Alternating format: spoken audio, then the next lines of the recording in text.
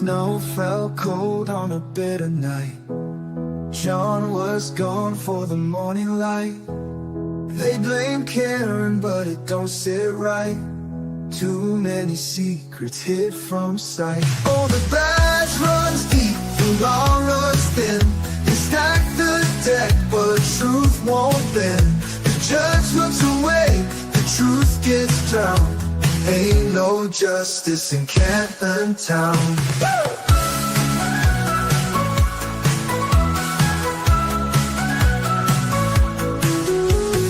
Proctor's story shifts and sways. Cameras vanish, records fade. The Alberts toast while the doubts grow strong. The folks still fight, won't be long. Oh, the badge runs deep, the law runs thin. They stack the deck, but truth won't bend. The judge looks away, the truth gets drowned. Ain't no justice in Canton Town.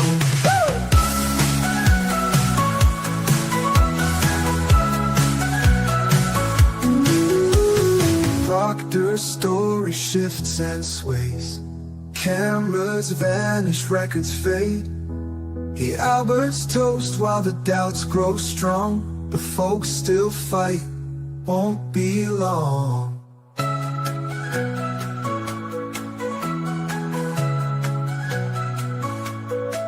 Oh, the badge runs deep, the law runs thin. They stack the deck, but truth won't bend. The judge looks away, the truth gets drowned. Ain't no justice in Canton Town.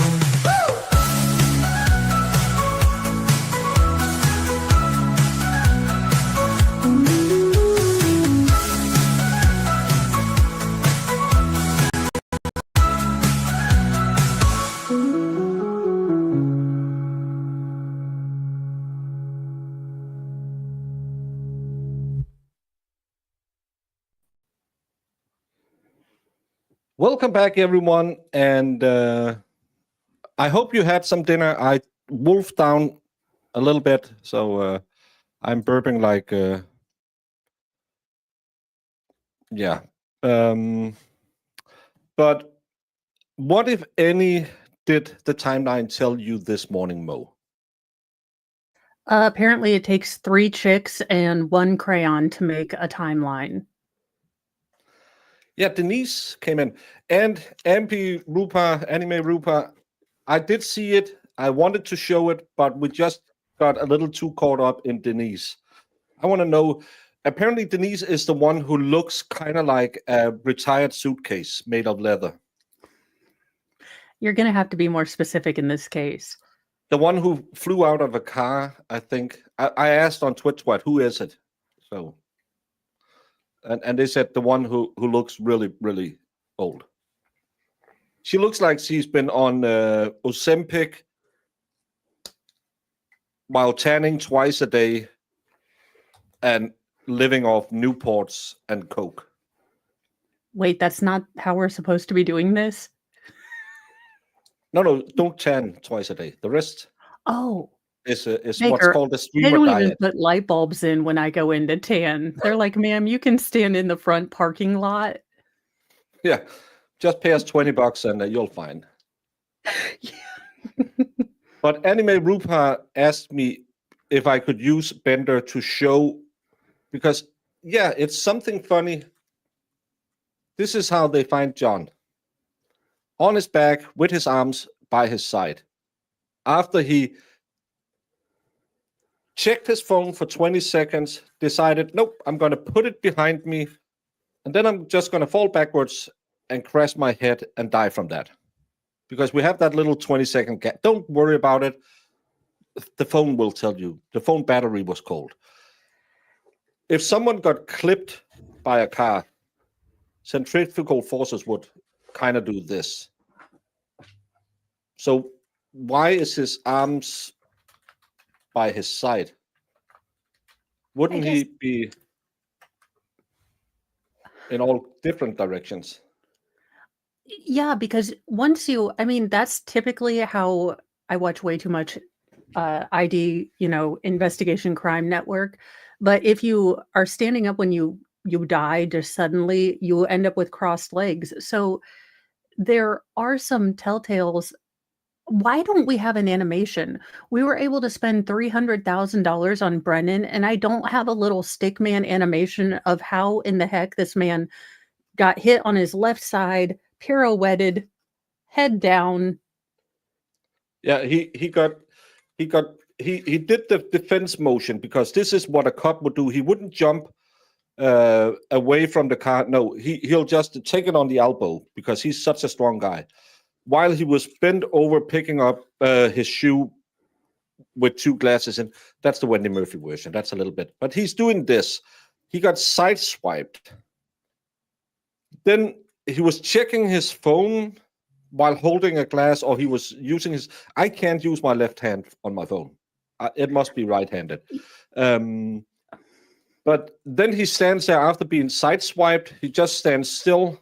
And then 20 seconds later, he says, "Oh, Jen sent me a message." Click. Yeah, and the fact that that injury was immediately incapacitating. So Yeah. he somehow checked his phone after he got knocked on the noggin in that split seconds between conscious and not. Yeah, he thought it's going to be easier to put me in a coffin if I just lay still flat. But Make it instead make of sense. We're not the channel that's going to do that. We're the channel that's going to make fun of everything, especially the tablecloth the last witness was wearing. It's a choice. It's not a good choice, but it's a choice. The rest, you'll have to find someone who is way smarter than Mo and I. We True. barely understand how we got out of bed this morning. That's the thing, because if I am operating my phone, I have it in my right hand. The hand I am putting up to defend against a 6,000-pound car, because I'm apparently an idiot who doesn't know I can't stop a car with my arm. And my phone, while I spin around, spins almost at the exact same speed, a little faster than me, and ends up here. But I'm still holding it because I have to be standing for 20 seconds and close my phone after she drives off. And then I'm going to fall, land on top of my phone, hit my head, put my arms along my side, and just stay still for evermore. Well, Baker, he lost the will to live when he learned that Karen wore her shoes inside. He's like, that's it. I'm no longer fighting. Yeah. Oh, yeah, he lost his shoe. That's right. Was Carrie asked if she heard Karen say, "I hit him 3 times," like the EMTs tried to say, considering she was at the scene? No, she said she ran around saying, "Did I hit him? Could I have hit him?" That position is illegal in Germany. Hey, genitals. They could do the animation for a couple of grand easily. The problem is, I think Microdots did the animation, Bev wouldn't allow it in. Yeah, he wandered for 20 seconds before falling down. That's what he said in opening statements, because they have that little problem that he closes his phone manually. At 12:32, 47, 11. And we know Karen hooks up with John O'Keefe's internet at 12:36, 6 minutes away from the scene. So actually, he wanders around for 2 minutes. Because at the latest in perfect condition, she must have left Fairview 34 at 12:30.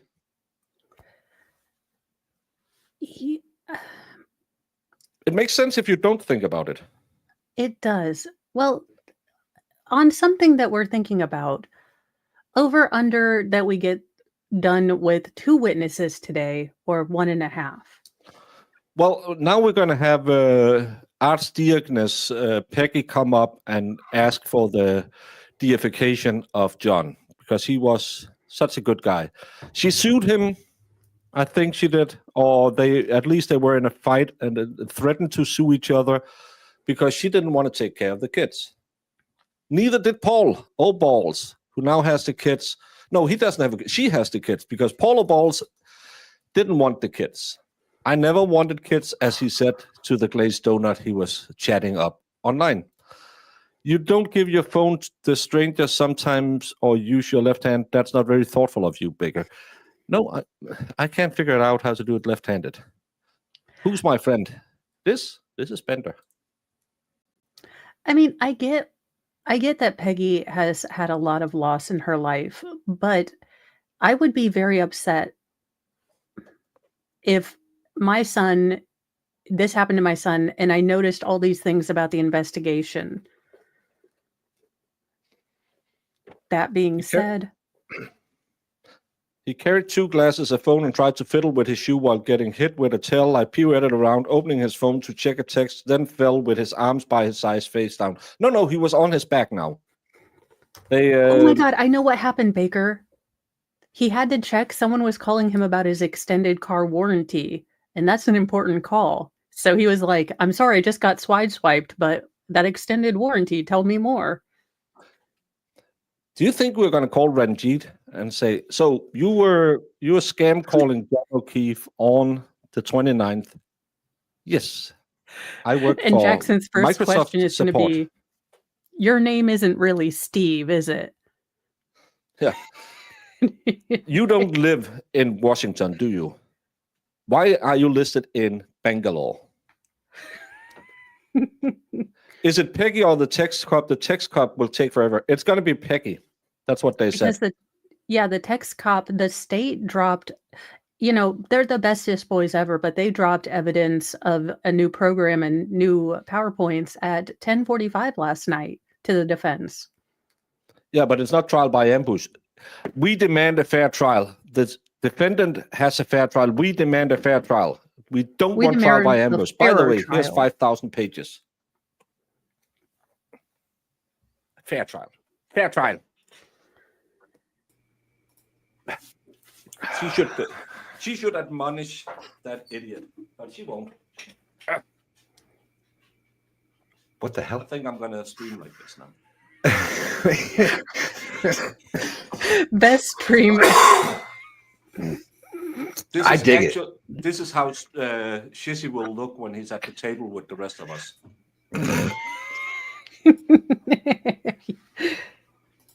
Oh, yikes. No, but now Peggy is going to come, and Peggy is going to say Karen was a hoback. I've got a lot of direct sun in my room right now. You need a curtain. I have a curtain, but I haven't pulled it all the way down, and I have a big table in front of my window, so it's a little hard to get there. And it's actually coming off of a wall. No, I think it's this. Yeah, it's my map of the Americas that just reflected into my face. No, Peggy's going to come and say she was never good to John. And then said, yeah, we found out the next morning we drove down there. No, I forgot about. I just went to Rackets and saw him for a second. And he said, well, I don't know if the jury will pick up on this, but anyone who lives there, who heard her say, we went by the back roads because I was afraid going on the highway, they must be sitting there thinking, you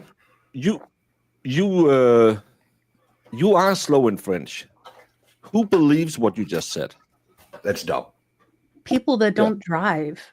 I mean, in the snow. And again, it's everyone there drives in the snow because it's in Massachusetts. I know it was the worst blizzard in recorded history. Wind speeds excels those at the gas giant planets, but still, no one believes you would drive on a back road in a blizzard. No. It doesn't make sense. It seems counterintuitive. I'll say that much. Yeah. I mean, yeah, I would just say I was in shock. Yeah, I'll just keep saying shock, but I was in shock. And we bonded over this horrific accident. She's now my best friend in the whole world. Has anyone explained how these injuries to arm was supposed to happen to the front? Oh, that's a cool little sheepy. Front interior of the right arm, and he wasn't hit by the whole dang car itself. Yeah, he got sideswiped, and it was when the tail light busted on his arm, it bit him. It's the scrapes from the tail light. It didn't grab him enough that it just tore his arm off, which it would have done if it grabbed him. It didn't hit any part other than this part of the arm, because this part didn't crush the tail light that's right in front of it, which it would have hit. But this got grabbed by a tail light. If you don't think about it, it makes complete sense. It does. It really does. I was confused there for a second. Do we need to ask the question, why was Karen more concerned with Karen not taking off her shoes in John's house than she was? She said it took them 2 minutes to remove their boots because you can't walk in with boots in John's house. That's such a stupid statement. We're looking for a guy. We're afraid he might be dead. Hey. House order. I would volunteer to wash the floor if I was looking for someone. I would say I'll be back tomorrow washing the floor. The other thing that bothers me about that is Karen Reed basically lived there. Like she didn't live there, but she was there all the time, right? That's essentially her home too.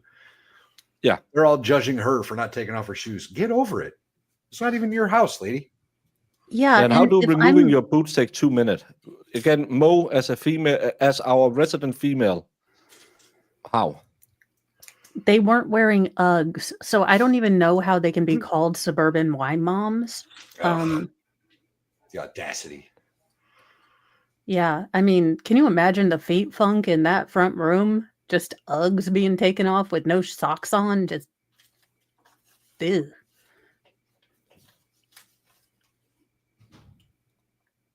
Oh, sorry, I was a slight smidge behind. I'm gonna do this. I'm gonna do that. And Oh, are we missing stuff? O'Keefe Eve on the stand. No Aiden today. Jurors. Thank you. Can't be around Peggy, I don't think. All right, your next witness, please, Mr. Oh, let's just go back and see. Who do we have in? We have Paulo Balls. We don't have the weirdo who threatened or bumped Karen that day. Is this Aaron that's next to him? No, Aaron's not there. That's one of the Aruba sisters, I think. Yeah, Solomon's sister. It's the older Solomon. Yeah, but this is a Sullivan, I think. Yeah. And his lifelong love that got away isn't in court either today. I saw someone checking out her boobies yesterday. Lefty Dave and Val take long stream showers after miles-long goat-style elephant walks in high heels at Dotty's behest. Remember to vote Brandon for Mother of the Year 2025.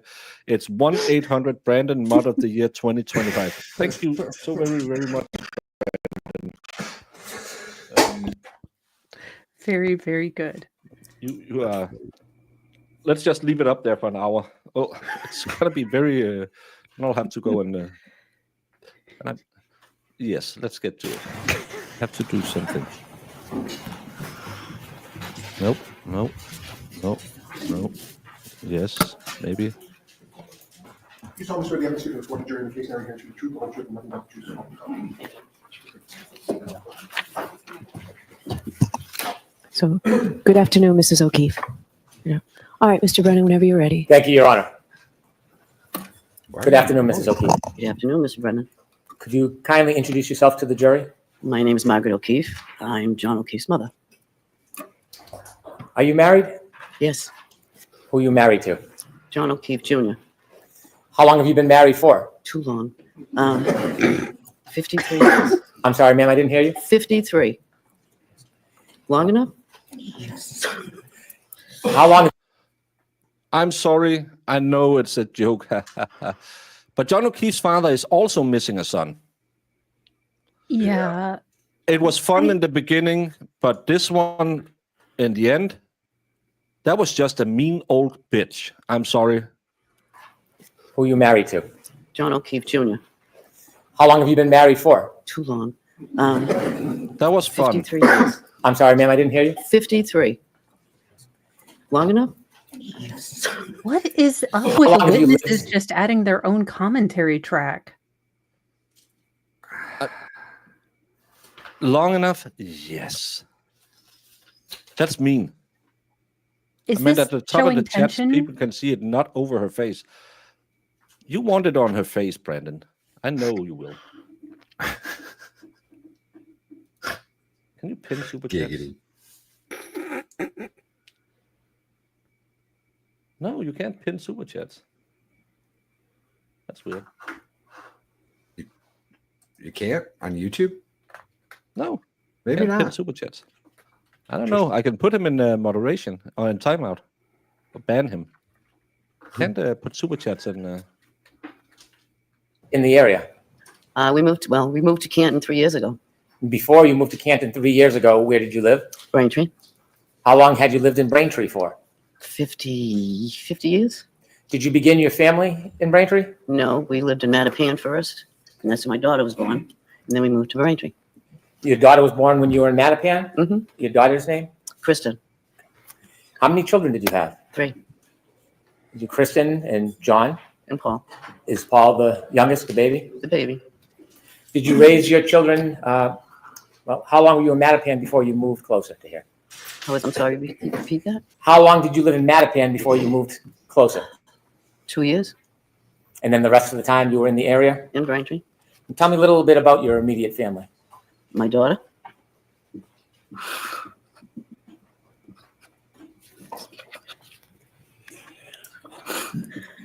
Kristen had a tumor, a cancerous tumor that she had for 5 months. She died in November of 13. She had 2 children, 13? and then 2 months after she passed, her husband passed from a heart attack. And then you all know about John. And then my son Paul is over there. That was 2013, ma'am. Could I ask you about her children? She had 2 children, Kaylee, who's now 17, and Patrick is 14. Jesus He's a run for my money. Christ. Do you remember how old the children were when your daughter passed? 3 and 6. Yeah, this is the first time Yeah, she it has is. testified, and she's not a witness to anything. Yeah, I don't know why she's on the stand. Spark of life, maybe. I mean, try to make John more than a two-dimensional person. So they can, I think, have witnesses that kind of give you a fuller picture of who the victim was. But I do think that it is a more emotional witness than fact. Bad fact, innocent defendant. Brennan knows it's his only chance for sympathy. Yeah. I agree. When that happened, was there any plan for the children? As far as Or what was going to happen with the children? when she passed Yes, ma'am. and when he passed, Yes, ma'am. my son decided to be the head guardian, and then we had I was the other guardian, and there was Steve's brother and sister were the other 2 guardians. There's 4 of us. May I approach you to adjust the microphone? Yes, please. Oh, Thank you. talking too soft. Okay. Yeah, she should be there for victim impact statement. What they're going to use her for, other than just blatantly tug on the heartstrings, is to say Karen showed up unannounced at the house the next morning. But she didn't, though. No. I hate Brendan. Well, did you guys Did I notice understand that when, it was a decision that John would be the when she was asked to talk about her children, the child she picked first was her daughter. Then she talked about John, and then Paul was just over there. Well, that's the order of their birth, I guess. So she went. Still, it does seem that she is still very much grieving her daughter's death. Well, John, yeah. she didn't have as much emotion, and then Paul was, well, just there, which, I mean, he's Paul. I'm not so sure they're at. Yep.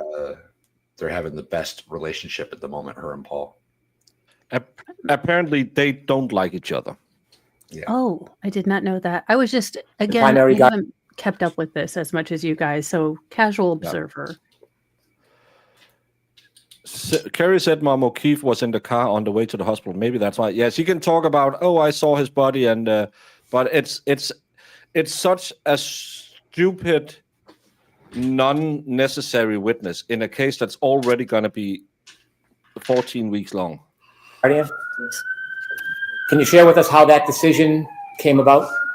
Well, he was single. The other two guardians were married, and they didn't have children, but he decided to do it himself. And then I was the second one in case he needed me. So I was over there most of the time, like when the kids get home from school, or, take them places, and then have them on weekends so he could have a break. So that's what I did. Did other people help out in addition to you and John? Yes, my husband was there, and Paul and Erin were there, and the other members of Steve's family. I understand at some point John worked in law enforcement. Yes. Besides that, could you just share just a little bit about him with us? He was a police officer at headquarters. And when he first started, he was in Hyde Park, and then he moved to Dorchester, and then into Boston itself, and that's what he did. I was hoping if you could tell us a little bit about John besides his work. He was enthusiastic with sports. He was wonderful with the kids. He took care of them and did everything for them. Take them places on vacations and everything. He was their number one, and they called him JJ. Oh, yeah, let's get JJ back in. We haven't heard him in a long time. They called him JJ. Mind if I showed you a photograph? No. May I approach? Yes. This is Peggy O'Keefe, the mother of John O'Keefe. I'm showing you a photograph. Okay. And could you tell us what you see? That's my son? Thank you. May I introduce this as an exhibit? Yes. Thank you.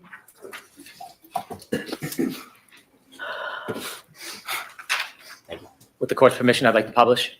Yes.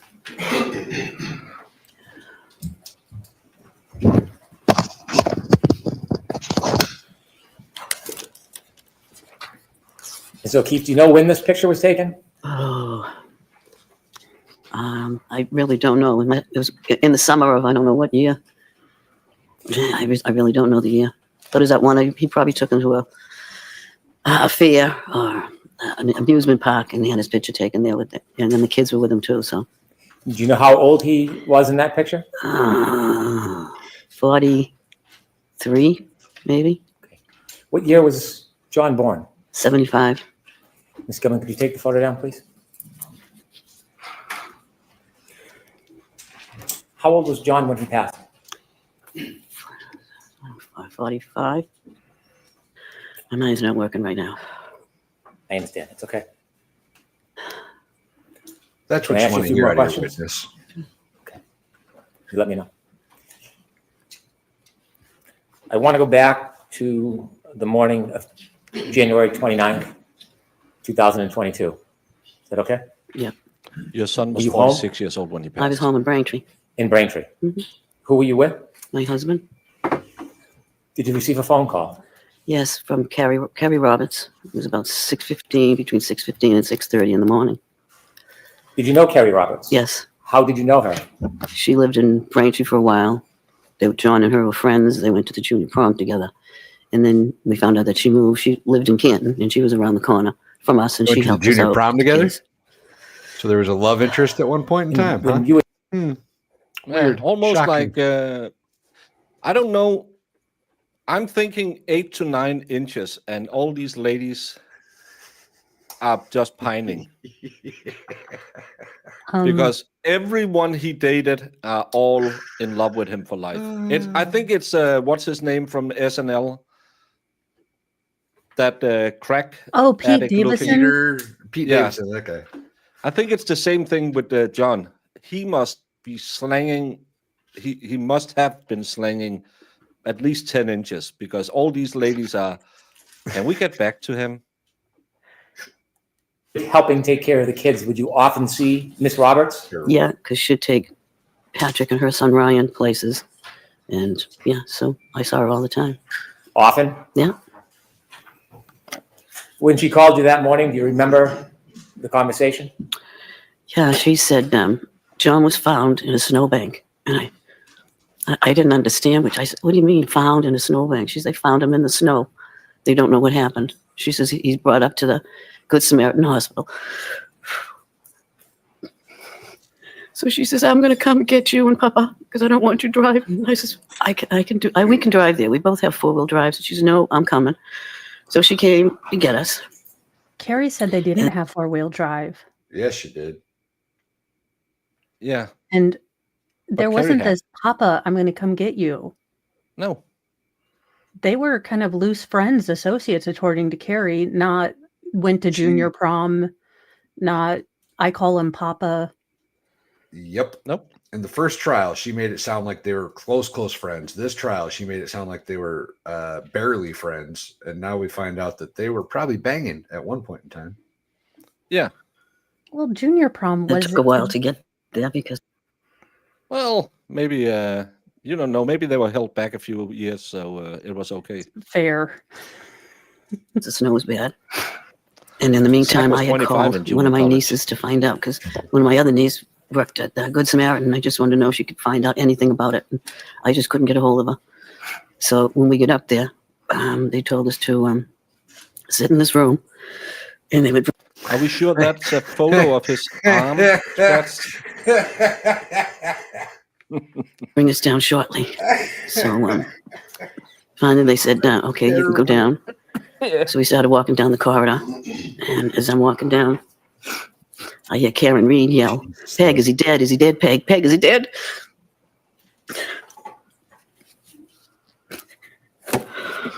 And I just kept walking. And then I asked, I don't know who it was, a nurse or a worker at the hospital. And I said, what is she doing here? And she said, oh, she's being psych evaluated. So then they brought us down to the room where my son was.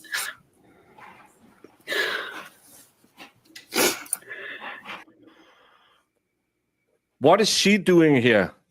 Well, she had way more to do with him than you did. Maybe that's why she's there. She's getting psych evaluated, and then we walked on. Why did you call her Karen Reed? Why didn't you say, I heard Karen yell? I mean, I can speak as a parent. I probably wouldn't be in the most open mood to hear someone when I'm dealing with my own grief. So I can say quite unequivocally, I probably would be a cold, unemotional B word, like, why is she here too? If I'm honest, I would. But you don't know. You haven't been told that Karen has a busted tail light. You just know John O'Keefe was found in the snow. Karen found him, tried to resuscitate him. And the first thing you're thinking is, what is she doing here? The lady who practically lived with him. And your first thought, no one had blamed Karen at this point. Your first thought is, what is she doing here? Baker, I would like to revise my answer. I technically lied because I didn't understand the question. Yeah. It's illegal to lie to the cops? Only if you get caught, I've heard. Why is the staff telling her about a psych eval? Yeah. Why is she not wondering why Carrie Roberts is calling her and say, hey, we found John, I'm going to come pick you up. But she's wondering why John's girlfriend is at the hospital. Girlfriend for 2 years. Okay, I guess I hadn't factored in that she didn't know any of these things. I thought she had gone in and they had already started confabbing and working the narrative. Well, yeah. Sorry. Yeah. He's bruised up. His eyes were closed. It's just not a good scene. Okay.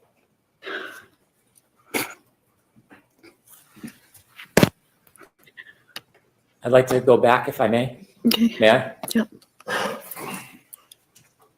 When Carrie Roberts picked you up in the car, did anybody go with you and Miss Roberts on the drive from your home in Braintree to Good Samaritan Hospital? No, we were the only three in the car. Who was the third person? My husband. During the drive gonna- to Good Samaritan she's Hospital gonna, that morning, Yep. did you ever have a chance while you were in the talk car? about how great the Alberts are and stuff, isn't she? She's Yeah.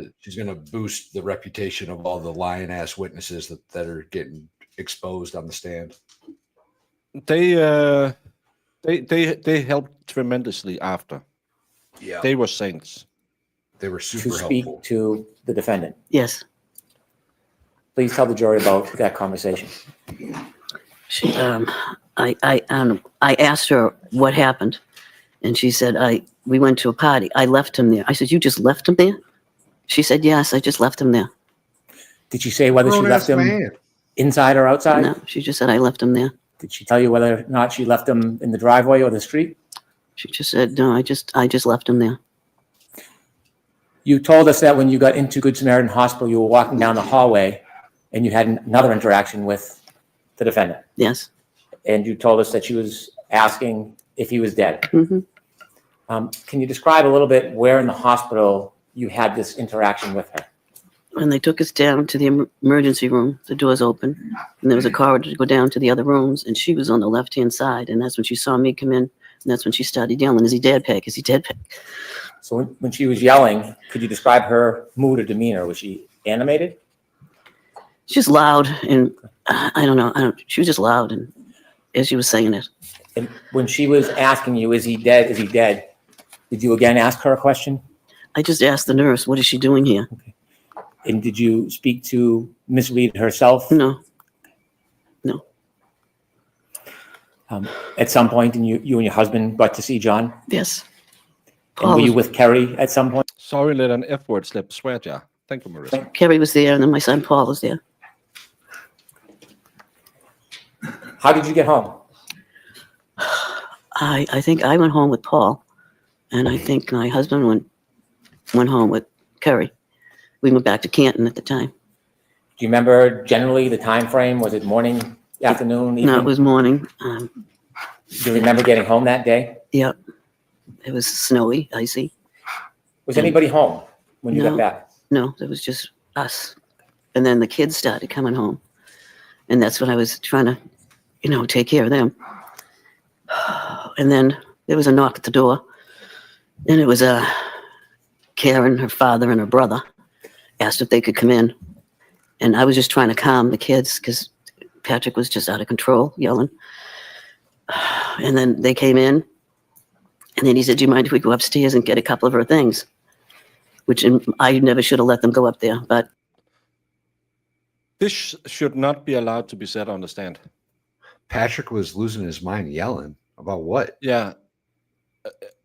And I should never have let them up there. This is highly prejudicial. I hope there's an objection coming up right now. No at the shit. time, I just couldn't think straight. And I really didn't have anybody else to help me keep them down in the kitchen. So I don't know what they got up there, what they did up there. Speculation How long were much? they- when you say upstairs, do you know Yeah. what room they went to? I assumed the bedroom. So I'm going to strike that, Mrs. O'Keefe. If you could just, what you actually know. Okay, and Mr. Brennan can ask a better Brennan's question. such a sleazy Thank you. Could fuck. I lead a bit? Oh my god, man. This lady is there only to shit on Karen's reputation and to uphold the sainthood of the McAlberts. And now he's asking if he can lead. You prepped this witness yesterday. I'm pretty sure you might even have had breakfast with her today to make sure you get all the sound bites you need. I really hope that can't Bev is take saying, Brennan. no, you are not allowed to lead. You can ask the questions. I really can't stand Brennan, man. I'm missing Lally. Yes. Ma'am, how many rooms are upstairs in John's home? 1, 2, 3, 4 bedrooms and an office. And off the master bedroom, there's a bathroom, and then there's a closet. The big house. Did you see the defendant and her father go upstairs? I didn't really see them go up, but I knew they were up there because I could hear them. You didn't follow them up or go to look? No. You didn't know which room or rooms they were in? No, I'm assuming the bathroom and the master bedroom. My question was more, you didn't see which rooms they actually went in? No. How long was the defendant upstairs in John's home with her father? I don't know, maybe 10, 15 minutes. Did you see them come back down? No, I did not. When they were upstairs, what were you doing? I was trying to calm the kids. Both of them? But yeah, well, mainly Patrick. How was Patrick reacting? He was very upset once we told him because he slept over a friend's house the night before, and he just said, "I'll never see him again." Yeah, where's her brother if the other two were upstairs? Was he down there blocking them? Sorry. Would you like a moment?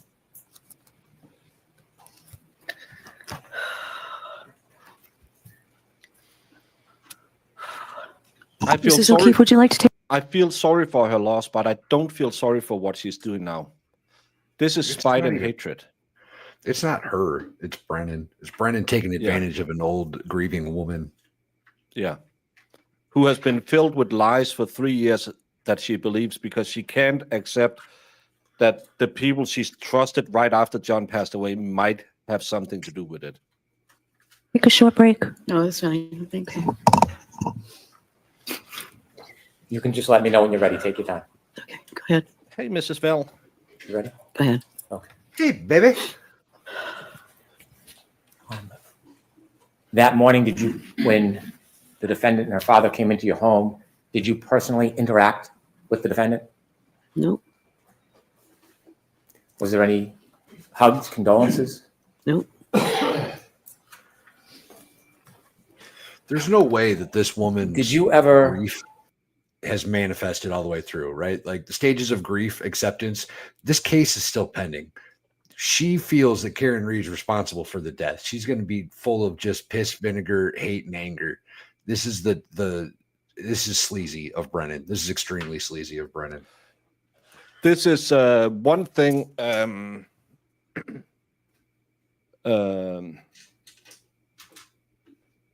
This is one thing I don't like. One, that he does it. Two, that she allows it. Three, that statement she made first with her husband. The first one, kind of funny joke. The second one instantly made me think of her as an asshole. Yeah, they're whatever they've got going on in their marriage. I'm glad I don't have any part in that. Yeah, they They're are not just happy. together because it's Well, easier it's been on paper 50 and for years. tax reasons. Yeah, it's been 50 years. What are you going to do? Yeah, and second of all, no hugs, lady. You just asked at the hospital, what's she doing here? Did you go over to Karen at the hospital and said, Karen, what happened to John? I just heard. Oh, I'm so sorry. I know how much you loved him. Or did you just say, what's she doing here? And then walked on. Bitter old woman. Exactly, Eddie. Confront the defendant with any accusations when she Sue from Boston, blah, blah, something, does it sometimes, but they're not allowed to do it. So how she did it yesterday, I don't know. was in your home that morning? I don't even remember her being in the house. When she went upstairs, that's the last I saw of her. Did you ever lean over a kitchen island? Do you have a kitchen island in your house? No. Did you ever lean over the kitchen island and say, I think he looks like he got hit by a car? No. I What? don't remember talking to her that morning. Did you see when she left? Nope. Did you ever see her Lexus in the driveway? Nope. So why are you on the stand? The children, who's their guardian and custodian now? Well, there's still four of us. Four of us.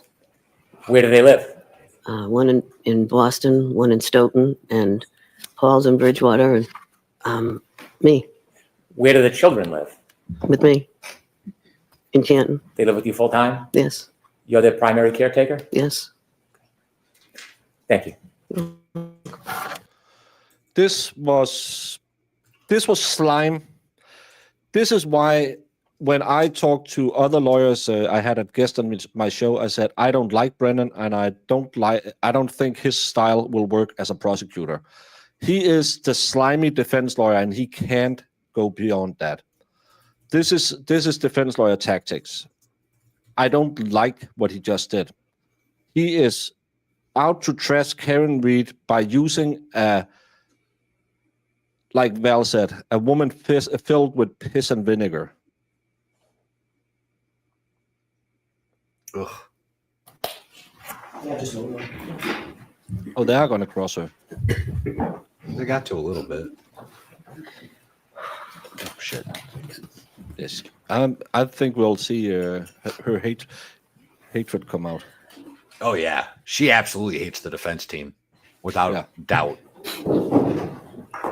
They're trying to figure out how to best go about doing this. I think I would use Mrs. Little for this one. I would too.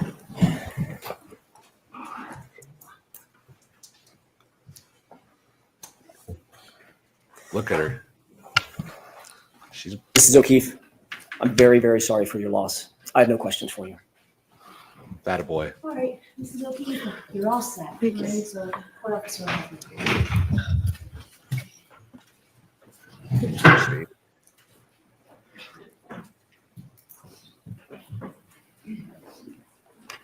I figured they were going to ask about the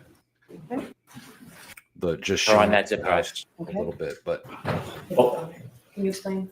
both clips 4 and 5 are on that zip drive. Okay. 17.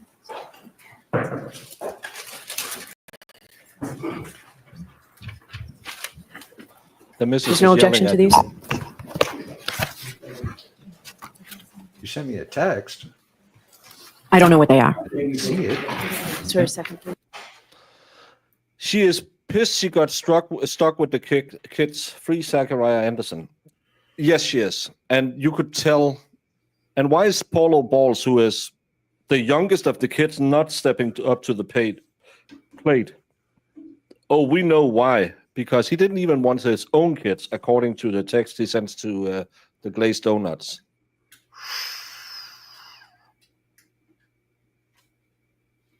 Ouch. And why is that Solomon sister in the courtroom? She's the godmother. Yeah, he was the godfather of their kids. John was. Don't film her when she having an emotional episode. That's just too bad.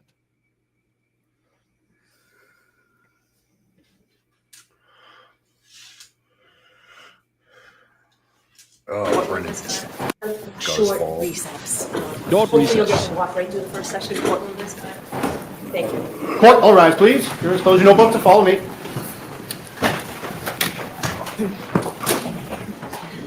After he got caught and she leaked it to Turtle Boy.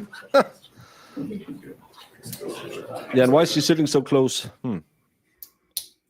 That's Turtle Boy's girlfriend. That was the girl that Karen Reed caught John O'Keefe making out with in Aruba. No, he was talking about the hot girlfriend, a hot blonde behind Karen's parents.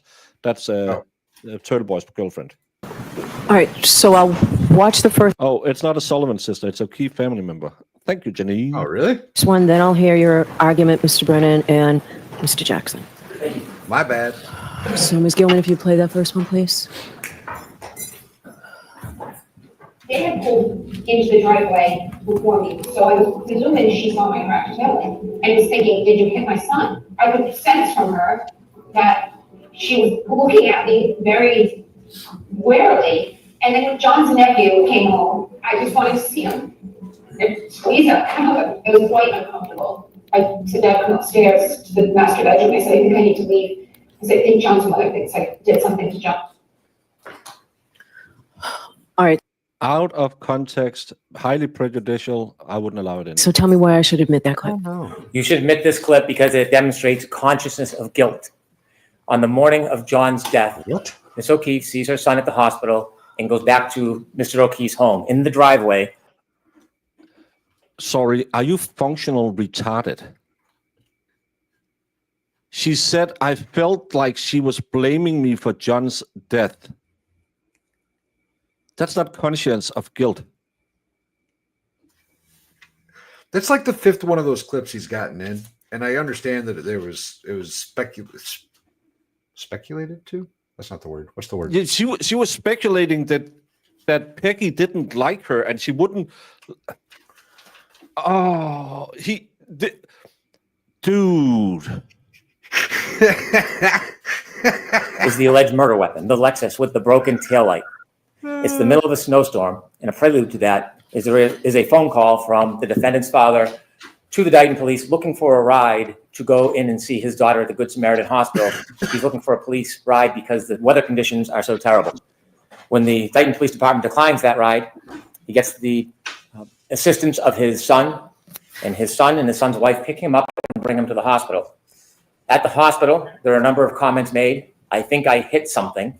There is evidence we have where defendant, her mother, and her father admittedly discuss in different ways the broken taillight. It is an issue that is primary on their mind. In this tumultuous, grieving moment, the taillight is central between these parties. Uninvited,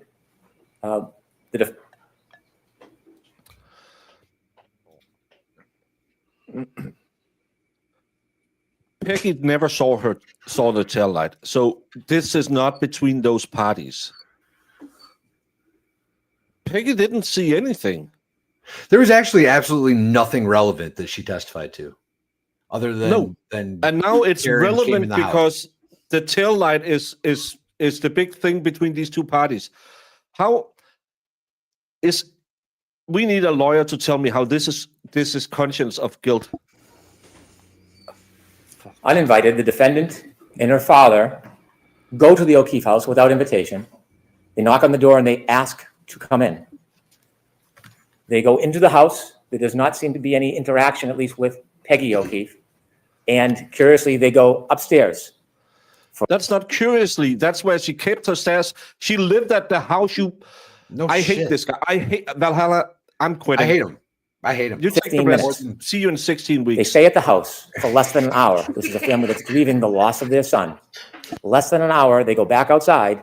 Instead of leaving in the one car, they take the alleged murder weapon. They get into two cars, and they drive away and remove the Lexus with the broken taillight from the scene.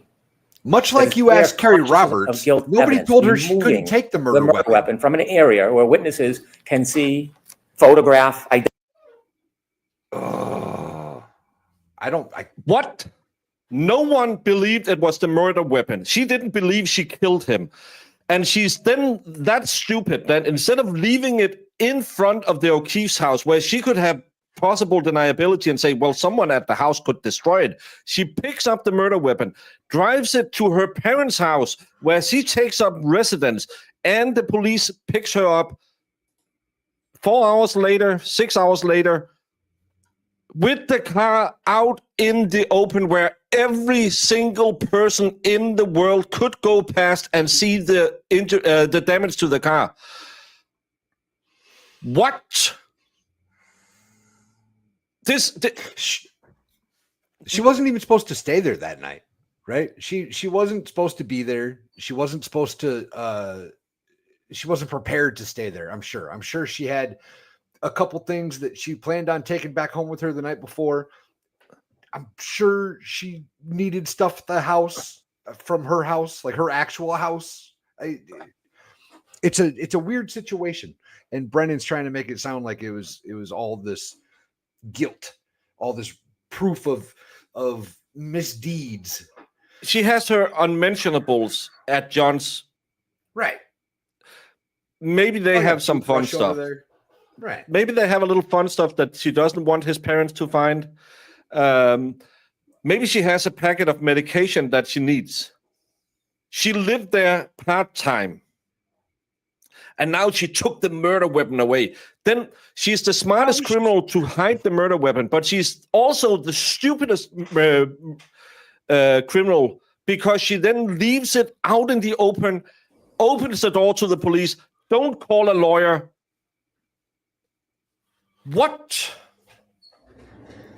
Identify the damage. In fact, despite the other evidence about the cracked taillight in the testimony, it is a centrally contested issue in this case. The defense is already questioned and confronted, as they have a right to do, about the shape, manner, and extent of that broken taillight. The removal of it is helpful for the defendant. And so it's not the fact that they stay. The removal of it and driving it into a pond or sliding out and hitting a tree and saying that's how my taillight cracked is helpful. Driving the Right. fucking car back to her parents' house, putting it outside without destroying evidence is not helpful. Why would she not take her car? Like, you expect her to leave her car at John's house and just walk back to her house? Like, what? How is She could what just is she drive with supposed her to do? brother. And then This- not have her car? She'd have to get a ride back to get her car later? This is the stupidest fucking argument I've ever heard, Brennan.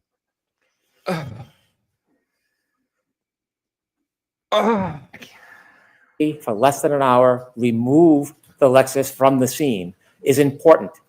And this is not the scene. Remember, the only scene is at Fairview 34 because you claim there's no need to give them the video from the Sally Port, which was the scene. You're so full of shit. Statement by the defendant is clearly an attempt to create an excuse, a ruse, for It's why they removed absolutely the murder not. weapon from the scene. It is an attempt to suggest that she somehow is targeted. She somehow on that morning is victimized. She somehow on that morning. She's God, I so hate smart that she I doesn't hate it hide so the much. evidence, but she takes the evidence with her. But she doesn't call a lawyer, and she Googles a DUI lawyer. She's not Googling a murder expert lawyer. When the police calls her and says, "Can we have a talk with you?" She's so smart that she hides all the evidence or tries to hide it. But she then don't lawyer up till the police calls her. You can't hate it. have the smartest and the dumbest criminal be in the same body. This is fucking hell. Is the intent or the object of something that is abusive from Peggy O'Keefe. And so this evidence will demonstrate a key part of our consciousness of guilt evidence on this issue, that there was no viable reason to take that evidence from the scene other than to obscure it.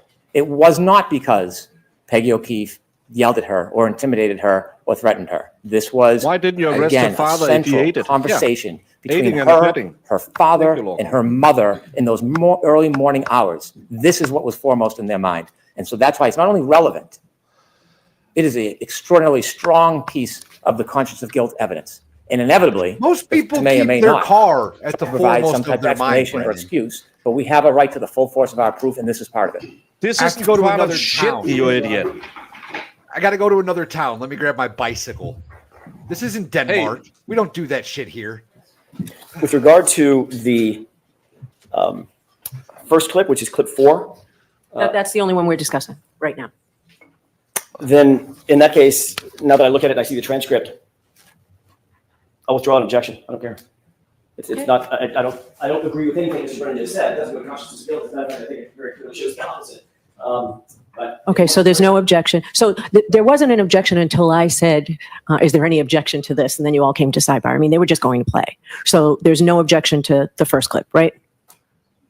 yes, correct. Okay, so let's hear- I made an objection to sidebar. I'm withdrawing it. Okay, so Mr. Brennan, play the second one, please.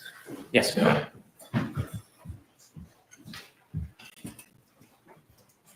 And his mother leans over the kitchen island and says to me, "I think it looks like you got hit by a car. It looks like you got hit by a car."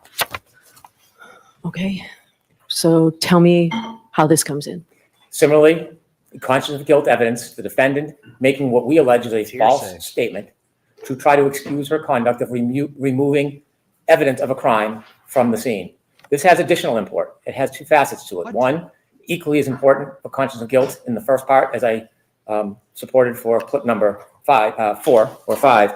Secondly, it is important because we've heard testimony from Peggy O'Keefe that this claim never happened. So we now have direct testimony that she did not have a conversation with the defendant, did not make these claims to the defendant. And so while also conscience of guilt evidence, it has. Just don't rewind the last 10 minutes because you must have been working. It's important to get in that Peggy O'Keefe blamed her at the scene because then she took her car, drove it to her parents' house to hide the evidence of the murder. It's a conscience of guilt argument that she took her own car from a house she's not a permanent resident in and drove it to the house, left it out in the open in the parents' driveway. Didn't call a lawyer, didn't try to hide any evidence, but it's a conscience of guilt because Peggy O'Keefe didn't like her and she didn't like Peggy O'Keefe.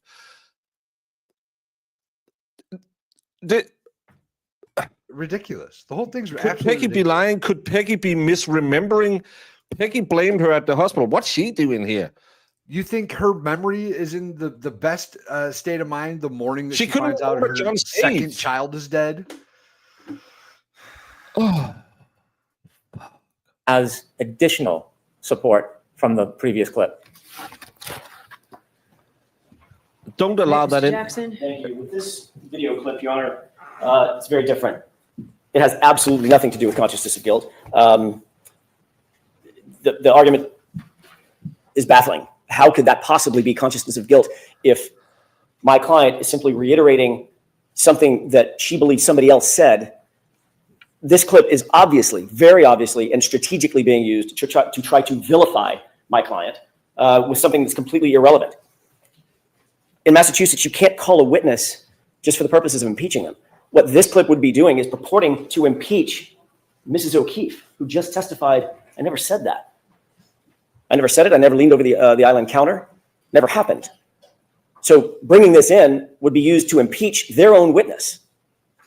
And that's what can't be done in Massachusetts. With regard to consciousness of guilt, how does my client reiterating or stating that something that the victim's mother may or may not have said, how does that relate to consciousness of guilt? It doesn't.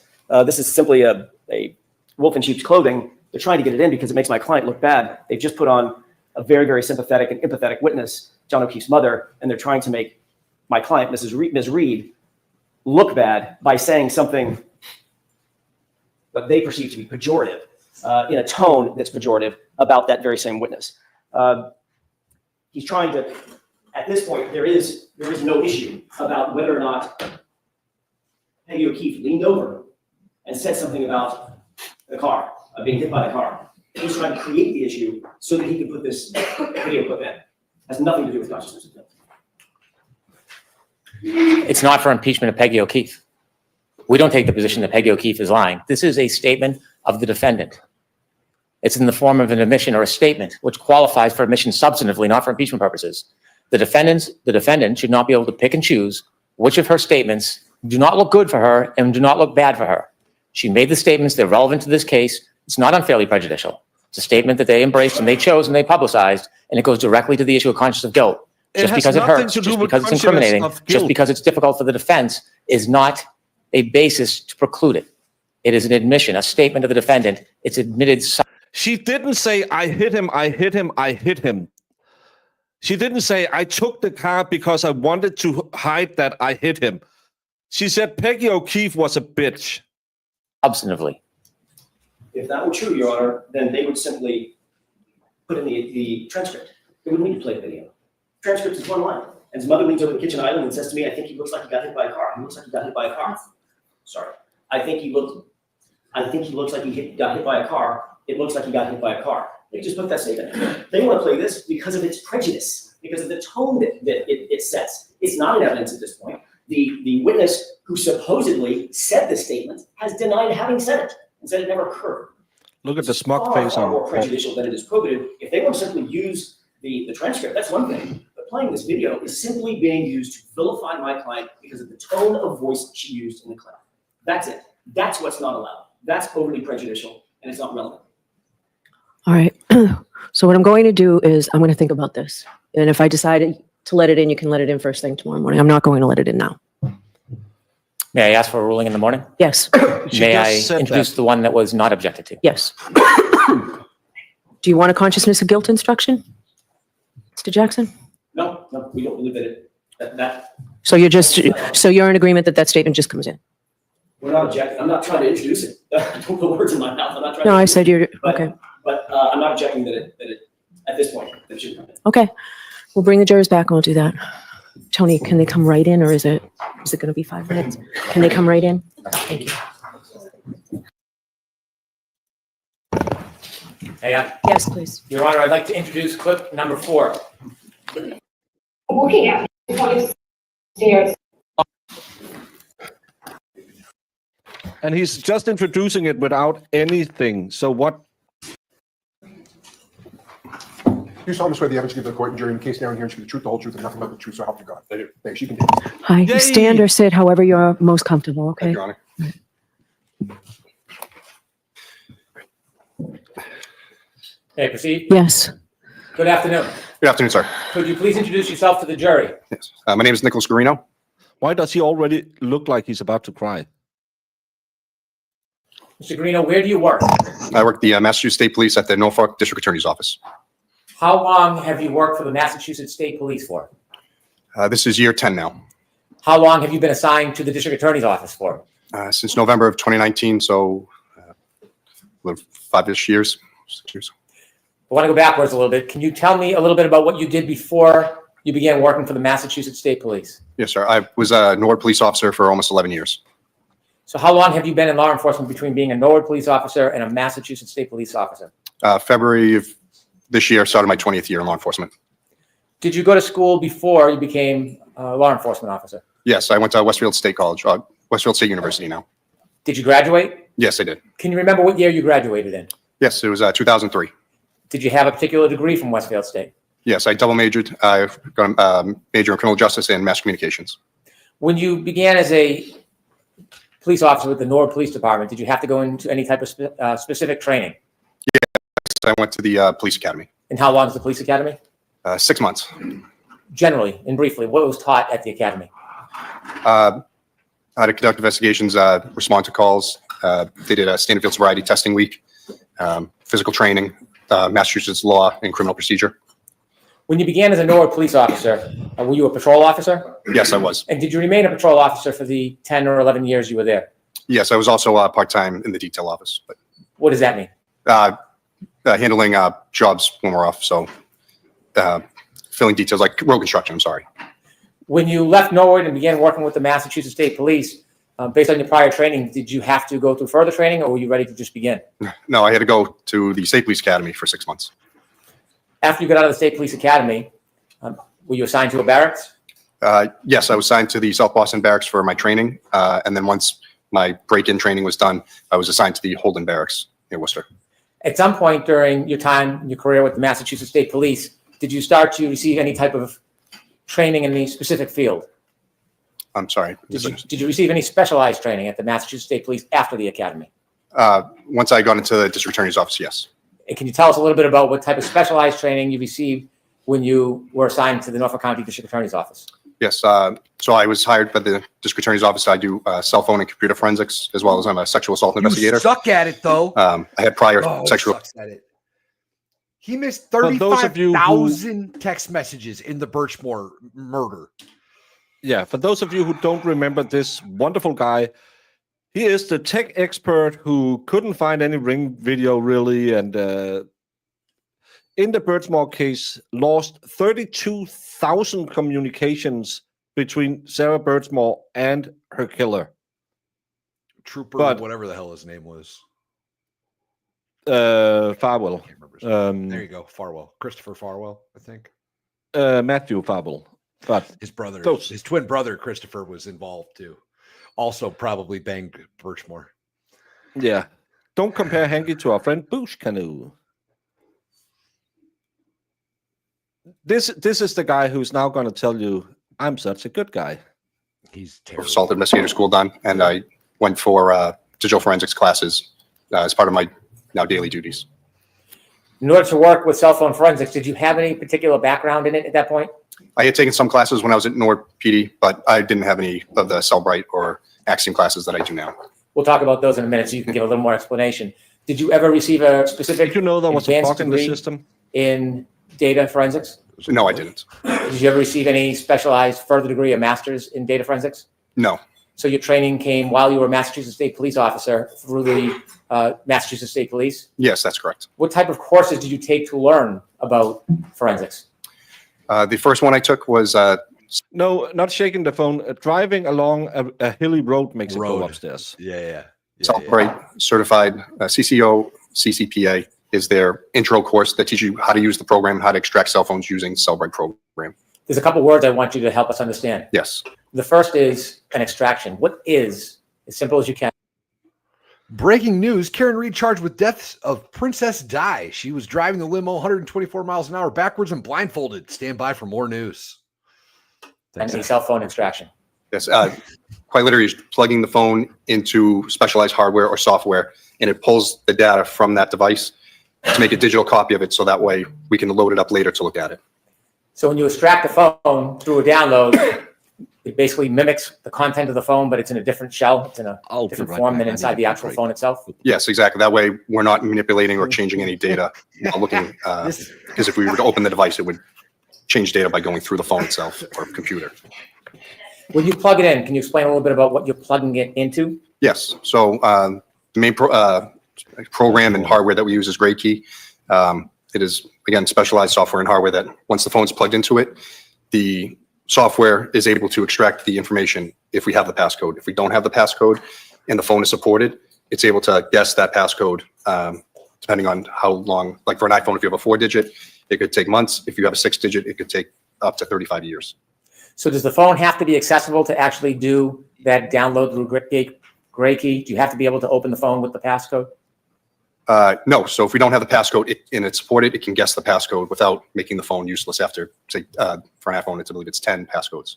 Is it a quicker process if you do have the passcode? Much. It would take hours to download the device, depending on how much information's on it. How do you ensure that the information that you extract from the actual device is accurate and the same when you're making a copy? How do you ensure the integrity of it? So with GrayKey, it produces a progress report as it goes through its process. The only 2 fields that we can sort of amend in that PDF that it spits out is the ID number and then the investigator name. So after the data is pulled out, it creates a hash value, which is like a digital fingerprint for that specific information. So if you had gone in to edit or change it, that digital fingerprint would change. It would change the big long string of numbers that it attaches to that file. The digital fingerprint, is that the same thing you're referring to as the hash value? Yes, exactly. And how do you ensure that the hash value of the product, the copy, is the same as what's on the phone? You can run the zip file that it creates with the information into a hash calculator, and it will give the same hash as what is produced from the GrayKey PDF report. So if something had changed or there was an error with it, the hash would not be the same as what was given from the PDF. And that's how we know that the data was not the same. So if you download a phone and it has a hash value, this digital fingerprint, and then someone was to manipulate the phone and remove anything, even a period, from that data, if it's run again, will the hash value change? Yes, it would not be the same. Because Even it will if show. it's just, I'm sorry, even if it's just a period? Yes, any alteration to that initial extraction with that number, it immediately would change. So if you have an item, a computer or a phone, and you put it through the GrayKey program, and you do an extraction, a copy, where do you store that copy of information if it's not on the phone that you originally have? What do you do with it? So once the program pulls that information, we have to place it onto our secure server at the office, and we'll take any of the files that were given via the extraction process, and it's saved there for us. And so you copy it on another link or another digital file? Yes, we'll save it to the server at the district attorney's office. Can it be put on a physical item, like a zip drive or a hard drive? Yes. If you put that download onto a zip drive or hard drive, how will you know if that information on the hard drive matches the same information you originally downloaded from the phone to the server through GrayKey? Again, like I said, you could run the hash value of that file again to correlate it with the PDF that we were given once GrayKey has given us the information. So that's how you would know all the information is the same, nothing has changed. So for example, if you download an iPhone and it has that digital fingerprint hash value attached to it, and you make a copy or multiple copies, is the way to test whether or not those copies are exactly accurate is to look at the hash value of each copy? Yes, and copying the zip file would not change the hash value. The only way it would change is if you physically went into it and deleted information somehow. So now that you have the item, say for example an iPhone, and you've downloaded it through GrayKey, which is hardware and software, and it's on a digital file, can you just open it up and start reading it like a report or a book, or do you have to do something else to it? No, once it's pulled into that zip file, it has to be opened into another program, which there are many forensic tools, but the ones at the office we use are Cellbrite or Axiom. They're just two brands, and then those programs make that information readable so we can actually look at it. So if you were to download a forensic copy and you were to open it up without using that subsequent software, would you be able to read or see anything that's on that data? To be honest, I don't know because I've never opened one of those zip files to know what's actually in them. After the extraction happens, after that copy made, did you mention this further software you would use to be able to actually read the data? Yes, so that's Cellbrite and Axiom. They're two different programs, but those programs will make the information readable. Are those the programs that you typically use? Yes, they are. And there's other programs out there, but those are the two that we normally use at the office. Are they commonly used in the Massachusetts State Police? Yes, they are. Are there other programs beyond Axiom and Cellbrite that can be used to decipher the information so you can read it? Yes, there's many. In your entire time with the Massachusetts State Police, have you used any other programs other than Axiom or Cellbrite? To look at cell phones? Yes. We have Sanderson forensic software that can look at databases that are in the phone to look at information. I don't normally use those because I don't want to say, I'm probably not proficient enough that I would know this exactly means this, or I wouldn't want to confuse anything that I'm looking at. When you look at the information after it's been through the extraction and then the analysis through the software, is the data still available if you want to look into the data? From the zip file itself, sir? Yes. Yes, that's always available. It's, like I said, the data in the zip file that Great Key gives us is never changed. It's just being loaded into another program so we can see it. That's all. The software that you use, whether it's Cellbrite or Axiom, does that do the work for you as a forensic examiner? Yes, so it runs, as the program runs, I should say, it will bring up different tabs. So it'll say phone calls, chats, photos, the databases, all different things that Cellbrite, their software, has run to pull this information out to make it easier for investigators to find what they're looking for. Beyond the initial report that you can look at and look for the information, if you wanted to as a data forensic examiner, could you look deeper beyond the production of those software programs? Yes, you could. Forensic data analysis, when you look at these tools that provide these initial reports, is that the beginning or does it dig deeper when you're a digital forensic analyst? No, these reports are finding the low-hanging fruit in the proverbial tree. So it's showing you the stuff that the program has set that most people are looking for. As I said, the phone calls, the chats. If you need to go deeper into it, as I said, there's other software out there where you can pull these databases and try to go through the code to find what you're looking for. Once you find something, you would have to corroborate it with other evidence or data to make sure what you're looking at is exactly what you're looking for. Like metadata? Have you been involved in the download, extraction, and analyzing data on phones as your role with the Massachusetts State Police? Yes, that's my primary role in the DA's office currently. And how many years have you been in that role? Since November of 2019, so 5 years now. Have you worked on a number of different cases that involve forensic data? Yes, I have. Is there a routine or a practice in your present role when you make a copy about what process you use and how you produce it in a case? I wouldn't say there's a normal process. It's all case dependent. A lot of cases we get, people want PDFs of the information, portable cases that we can create. So it's basically the portable program that I'm using. That way someone can find the information they're looking for, or I give the raw information if requested. What's the difference between PDF form and raw information? So Cellbrite can create a PDF form of every bit of information in the phone. It could be like a 10,000 page PDF. It literally just lists everything that's in there.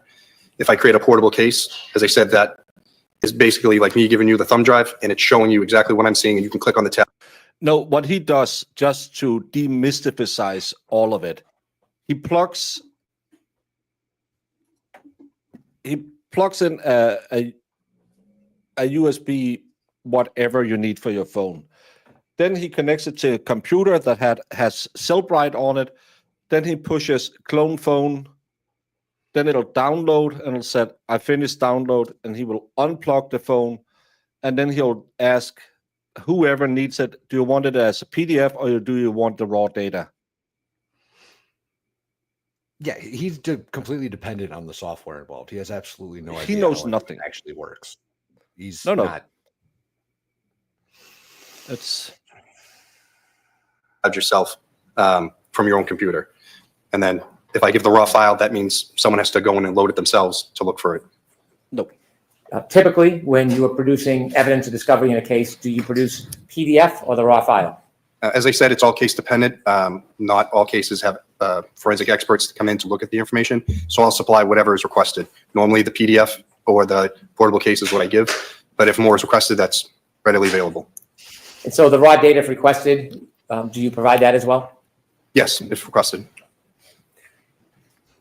In this case, were you involved in any type of forensic data extraction? Yes, I did the extractions of multiple phones and analyzed multiple phones in this case.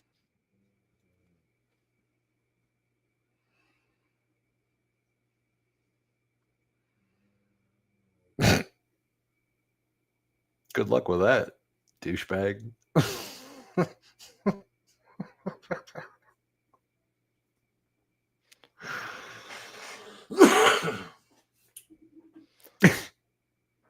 And it's on this one.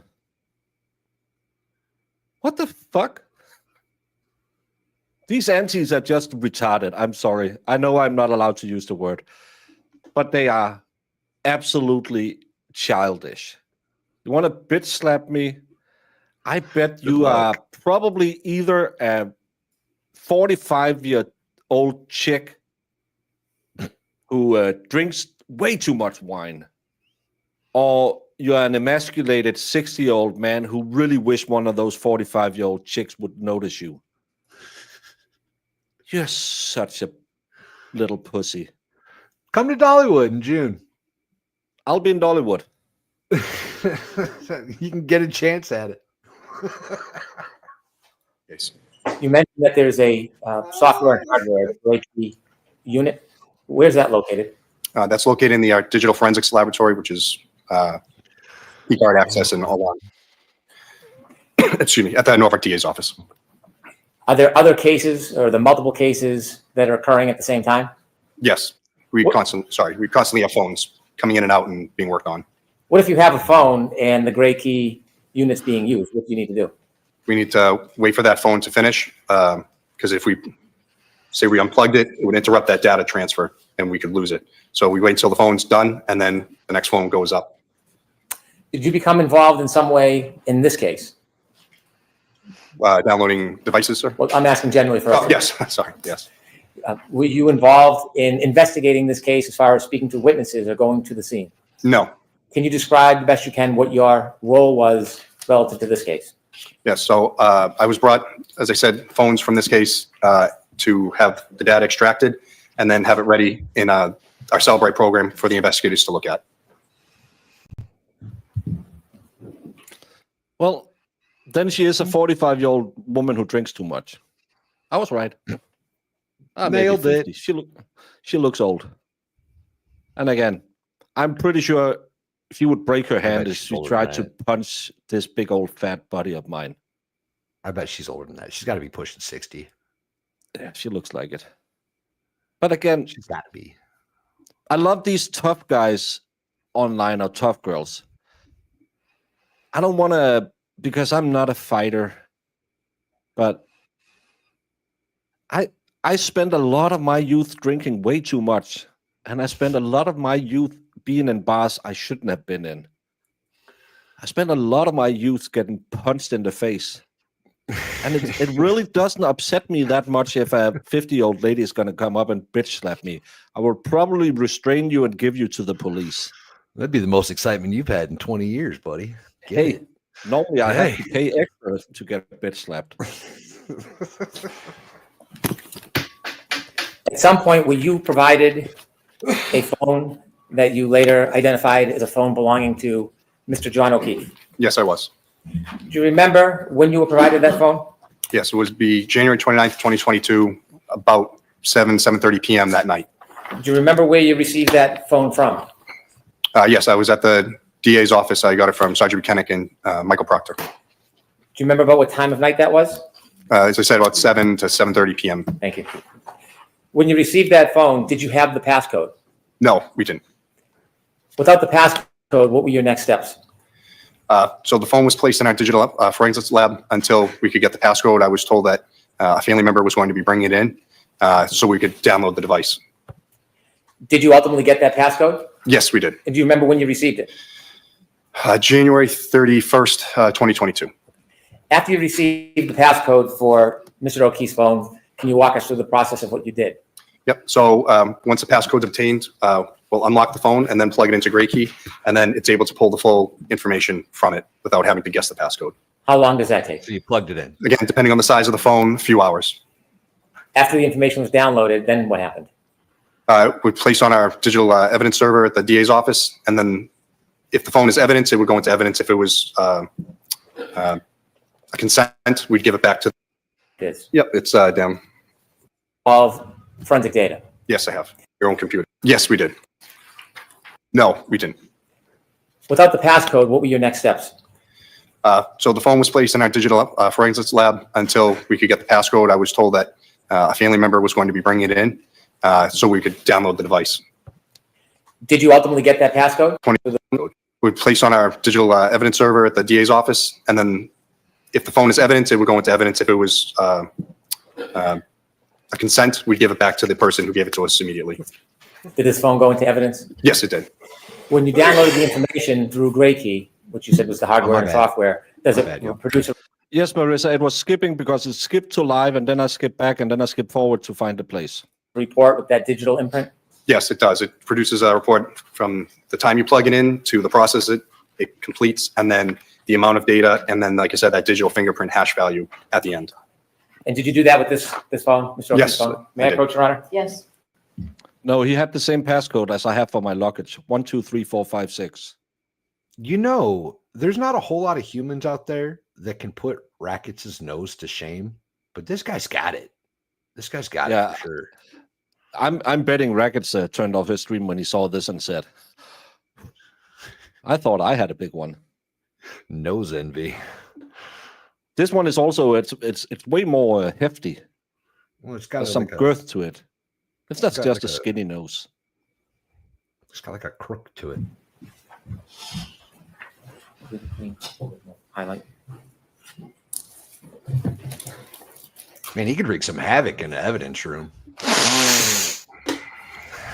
I'm going to show you a document, sir. How much cocaine did you find at the Sorry, site? sorry. Yes, thank you. I'm sorry. 2 Show it ki- to Mr. Leslie. one, My apologies. 20 grams. But you only turned in 1 gram. Well, that'll happen.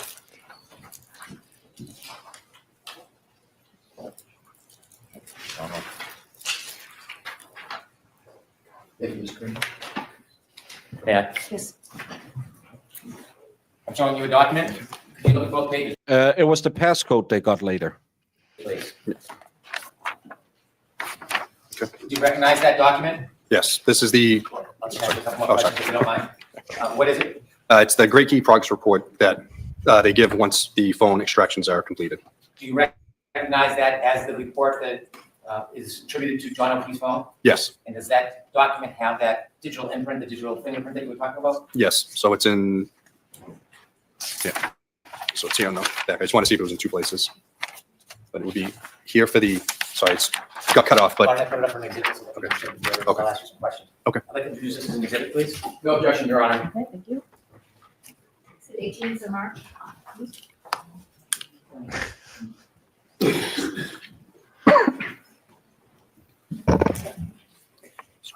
May I show that exhibit to the jury?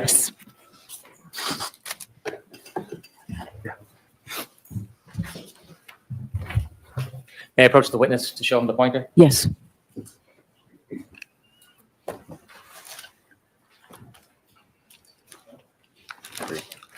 On this top button will be the pointer, the middle button will change the screen, so. oh, just the top button, please.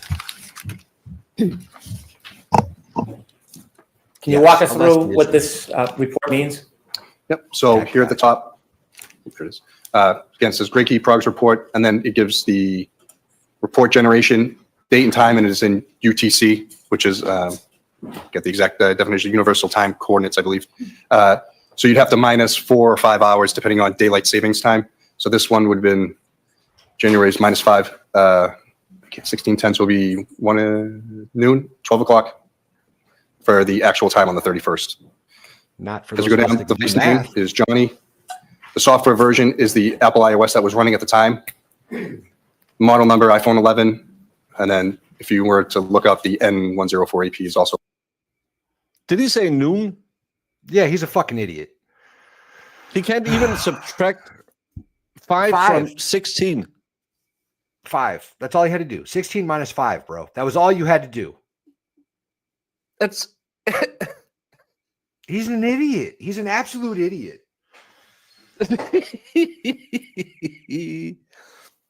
Well, I'm not saying I'm a smart guy, but I know 16 minus 5, though.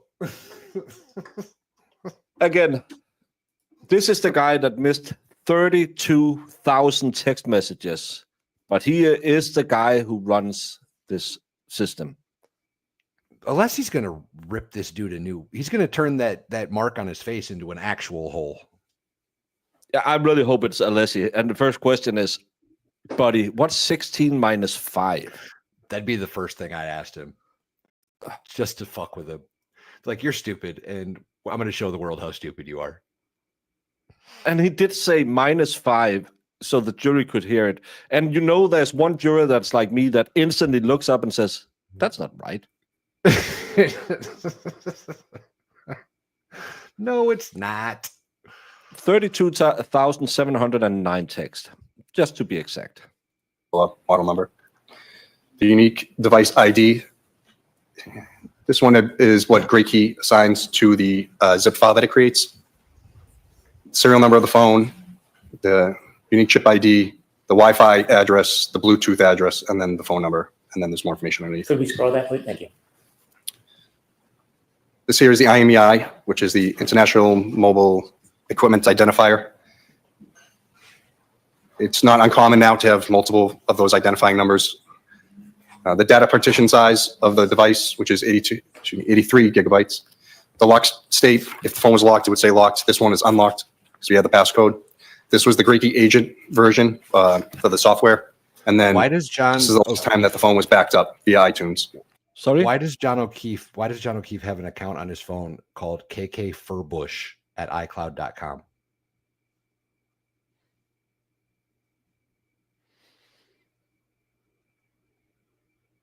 It can't be Karen. Does he know anyone who KK who has a furry bush? Coco, maybe? No, she's Albert. Well, she's KK for Coco, perhaps. Maybe. Ugh, gross. But it's way funnier if we imply he has a girlfriend with a 70s afro. Might have been Or one of the iCloud. Sullivan sisters. This is the owner's name. You can have anything in this, but his phone had John O'Keefe set as the iPhone owner name, and then the different accounts attributed to the phone. Okay. Can you show us where the digital fingerprint is? Yep, it's down. So that the top part here is literally every time. O-Line Red, why didn't you warn us beforehand? We blame you now. This is your fault, Old Line Red. You did this, Yeah. not us. Go back, erase that, and oh, it's because his niece was on his phone as well. Oh, it's so nice of her. Did you know her last name is Furbush? It's a beautiful, beautiful last name. When it's plugged in to every process that it completes until the progress report is generated. Here is the full file system was created on this date and time. And then even though the partition size was 82 gigabytes, it actually pulled 125 gigabytes of data. Underneath this, if you're on the next page, is that unique fingerprints right here. So it has two, a SHA-256 and an MD5. They're just two versions of hashing to show that the file, they're unique fingerprints, and that's what these numbers are here. Well, now So I'm there's one upset for that the they didn't. image, the extraction. Now I'm upset that they didn't censor that out. They shouldn't have showed that on the television. No, if she still has that that account, then people can call, can text, email her. Also, I don't think we knew their last name, did we? It wasn't like public knowledge from the trial. Way to go, Garino and Brennan. This is all your fault, you pieces of garbage. LDR, Garino, and Brennan. And then one for the keychain for the other documents that Gray Key creates. And you mentioned that if anything has changed, even a period, that number and letter sequence will change as well? Nope, Zach. Just nope. Yes, that's exactly right. Did you have an opportunity to download and extract any other phones? Yes. At some point, did you have an opportunity to download and extract a phone from the defendant? Yes, I did. Do you remember when you received that phone? I got the phone the same time as I got Mr. O'Keefe's phone on the 29th at around 7:30 at night. And so you received both phones at the same time Yes, from the same people? correct. Trooper Buchanan, Yes, Trooper Proctor. yes. What did you do with that phone? Again, that was brought down to the digital forensics lab for holding until we could get into it, or a warrant was written, or whatever legal process was going to be done, so we could get that information. Do you secure it? Yes, that room is locked. He doesn't say gynecologist, and someone has. And I've been better reading Brendan's notes. With keycard access that only myself and 2 others have, and it's also alarmed. Do the case officers or investigators that aren't part of your unit have access to those items?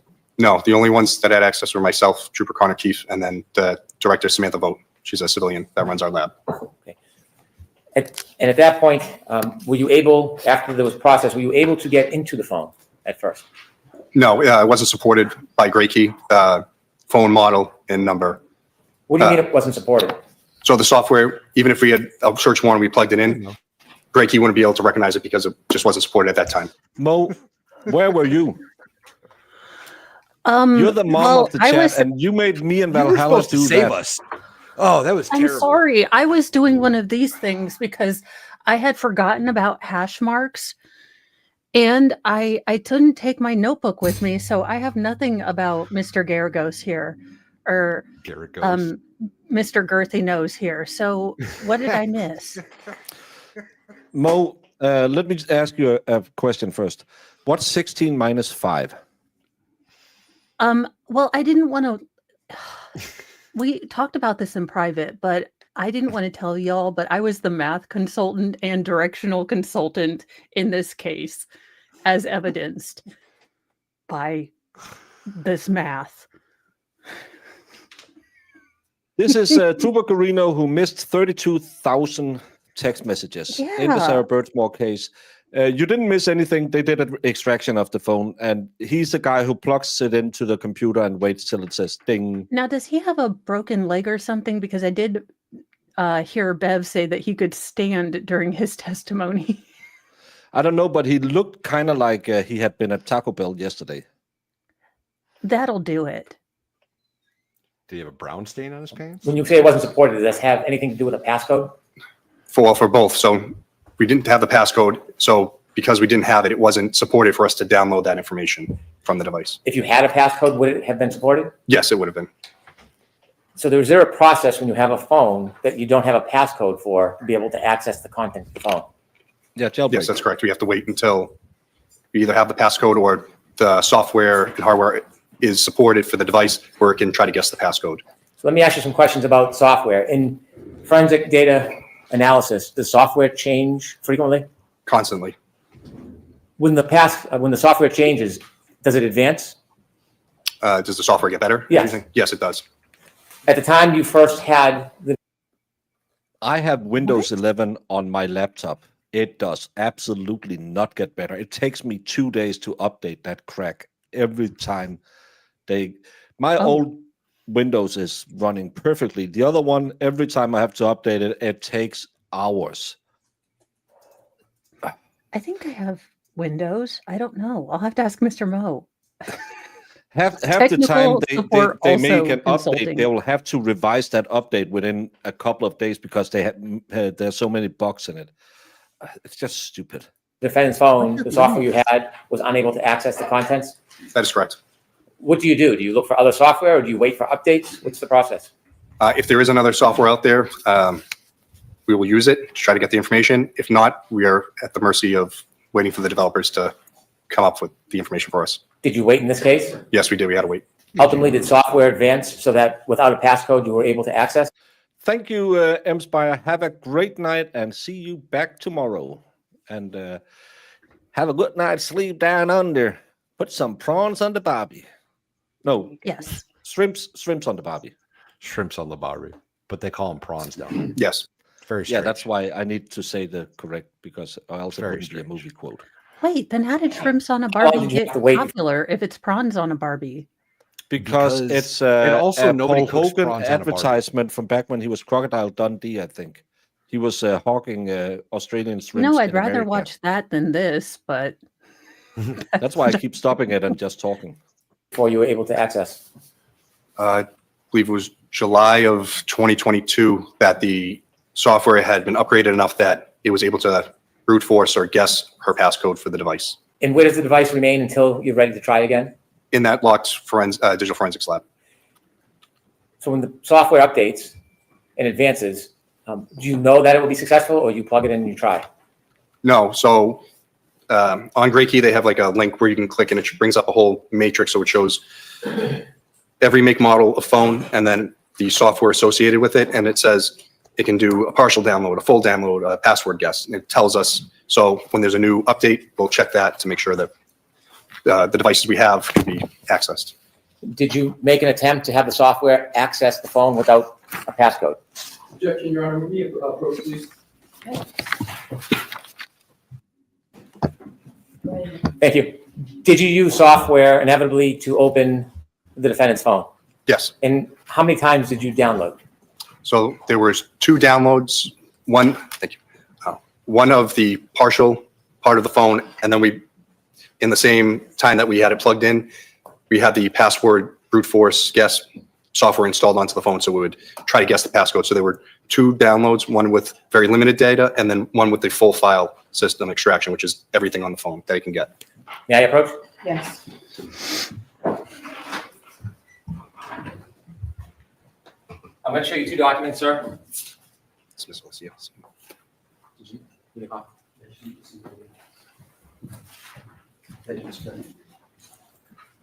Oh, that's nice. You got him water. Bottled in Flint, Michigan. Hey. Hey. I'm going to show you 2 documents that actually, the first one, do you recognize that document? Yes, I do. Is that a result summary from GrayKey for a search of the defendant's phone? This is the initial extraction that we created before the password guess process went through. I'd like to introduce this as the next exhibit, please. No objection, Your Honor. That's the original. Yes, this is the first one. Thank you. I showed you a second document. Do you recognize that? Yes, this is essentially By the great microdots. This is a picture. He had some filters on so he could find what was behind Kerry Roberts when he was testifying earlier. You should go follow microdots. He does a lot of great stuff. That's pretty good. I'm impressed. Really impressed. He's amazing with the. He made a lot of videos, and he's working with the defense team, but they weren't allowed to use it in the first trial. the same information, except it goes further of all the password guess attempts longer until we actually get all of the information from the phone. That'll be This is the next exhibit, please. in January, Brendan. No objection, Mr. Leslie? No objection, Your Honor. 20?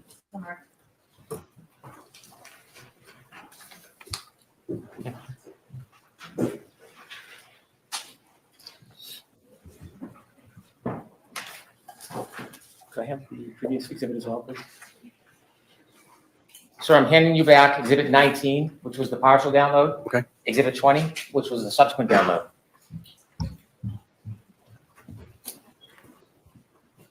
You mentioned hash value changes with the content of each download. Yes.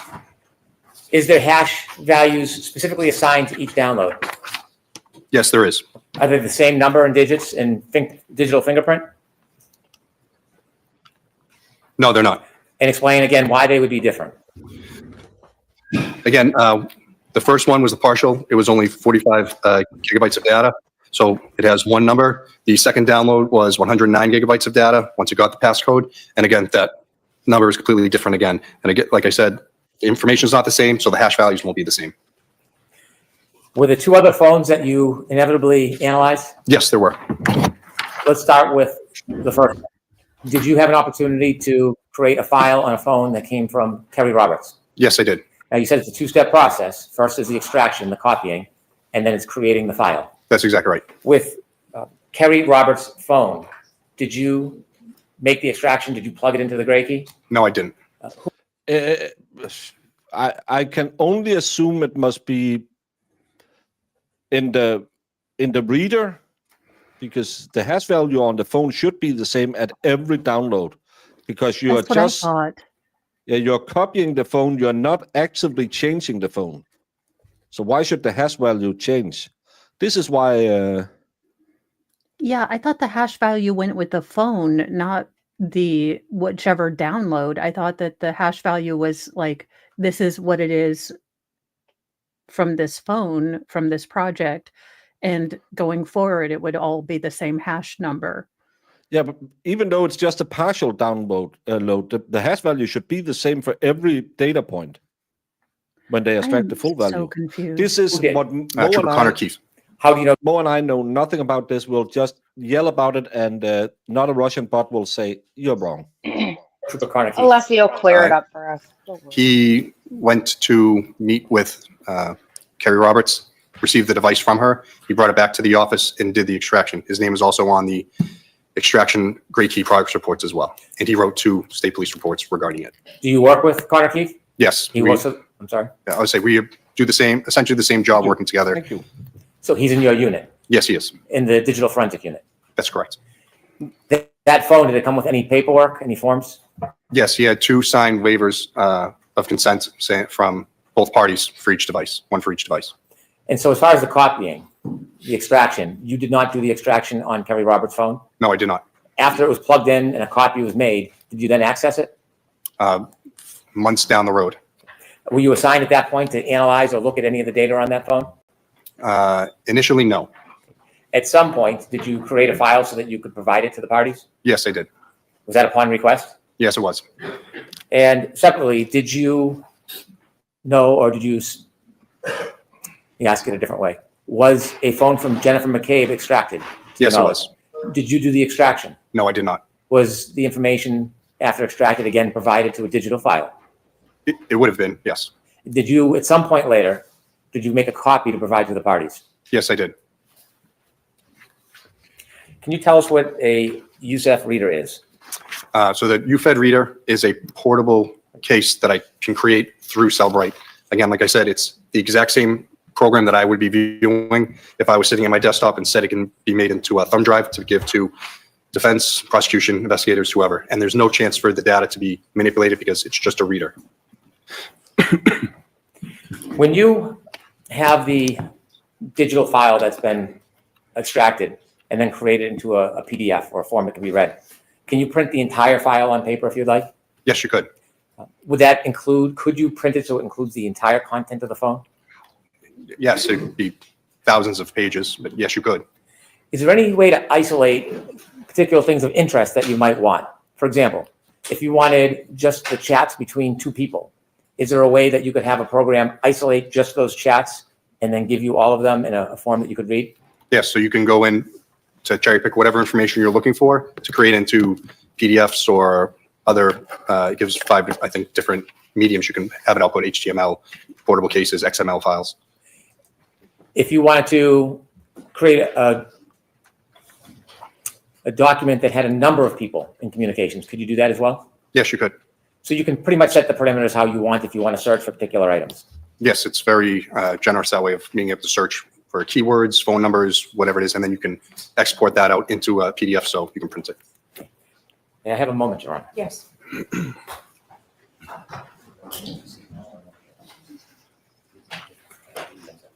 Lolly's like, did you ask if it was snowing? So was that this? Did you go through the program and create a number of documents that isolated specific information that you wanted? Yes. For example, did you go through and create a report for all of John O'Keefe's calls for a period of time? Yes, I did. Did you go through the program and create a report for all of the calls between John O'Keefe and the defendant for a period of time? Yes, I did. Did you go through the program and create a specific document that would show just the text messages between John O'Keefe and the defendant? Yes, I did. Did you go through the phone and create specific separate documents for communications, phone calls, and text messages between Mr. O'Keefe and other people, not the defendant? Yes. For example, Ms. Roberts, Yes, that's correct. Ms. McCabe. Yep. Did you go through any of the phones and create documents to show any text or conversation between parties not involving John O'Keefe? If directed, I could, but I don't believe I did. When you took on the task of creating these documents? Was it something you did on your own, or something that you would wait for a request from a prosecutor or another officer? I would wait for a request. Again, my knowledge of most of the cases is very, very limited. So if they're looking for something specific, I can assist them. If they need some type of help, I can assist them. But normally I will open it up for them, and they have a better knowledge of the case, so they know what they're going to be looking for. Everyone in our office is Cellbrite trained. Or if someone new comes in, that's the first thing they'll go to is to a Cellbrite training, so they know how to use this program. And it doesn't put the burden on myself and Trooper Keefe to try to find everything for every case. Thank you. So at this time, I'd like Proctor to and Yuri conclude never asked. this witness testimony to be recalled again.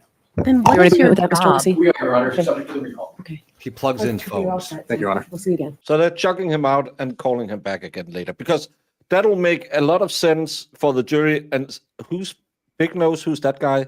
When he gets back in 4 weeks, and yeah, I remember everything he didn't say about Cellbrite. Yeah. Should I? You could just leave them right. Thank you. Yeah, Yes, please. quickly. To the court, during the case now, you the truth, the whole truth, and nothing but the truth, so help you God. He must be a May I? constable. Yes, please. Thank you, Your Honor. Sir, could you please introduce yourself to the jury? Hello, my name is Daniel Whitley, Whitley. I'm a paramedic with the Canton Fire Department. I've been a paramedic and firefighter there since March of 2000. What? Why did This we isn't have? one of the names we heard, right? But why did we have gonorrhea come in and testify about he got Cellbrite education? And now we're going to Whitley, who will testify that I don't think, no, he was one of the ones who heard, I hit him, I hit him, I hit him. I didn't think so. Was he? He might I have believe been. he I was. can't remember. Flamati and McLaughlin and not all. Yeah, I thought don't it was remember. Flamati and Kelly. Or is he been saying Whitley this entire time? He's the one who is crossing on Kerry Roberts. Yeah. I have no memory of this guy at all. Yeah, I don't remember him at all. Maybe I remember him from something else. I've seen him in a picture or something. But Was he in your last trial that you covered in Canton? no. Okay. But everyone in Canton is bald and looks kind of like that old eagle in the Muppet Show, the blue one. Yeah. Hey, I love that one. Yeah. I think it was Sam the Eagle.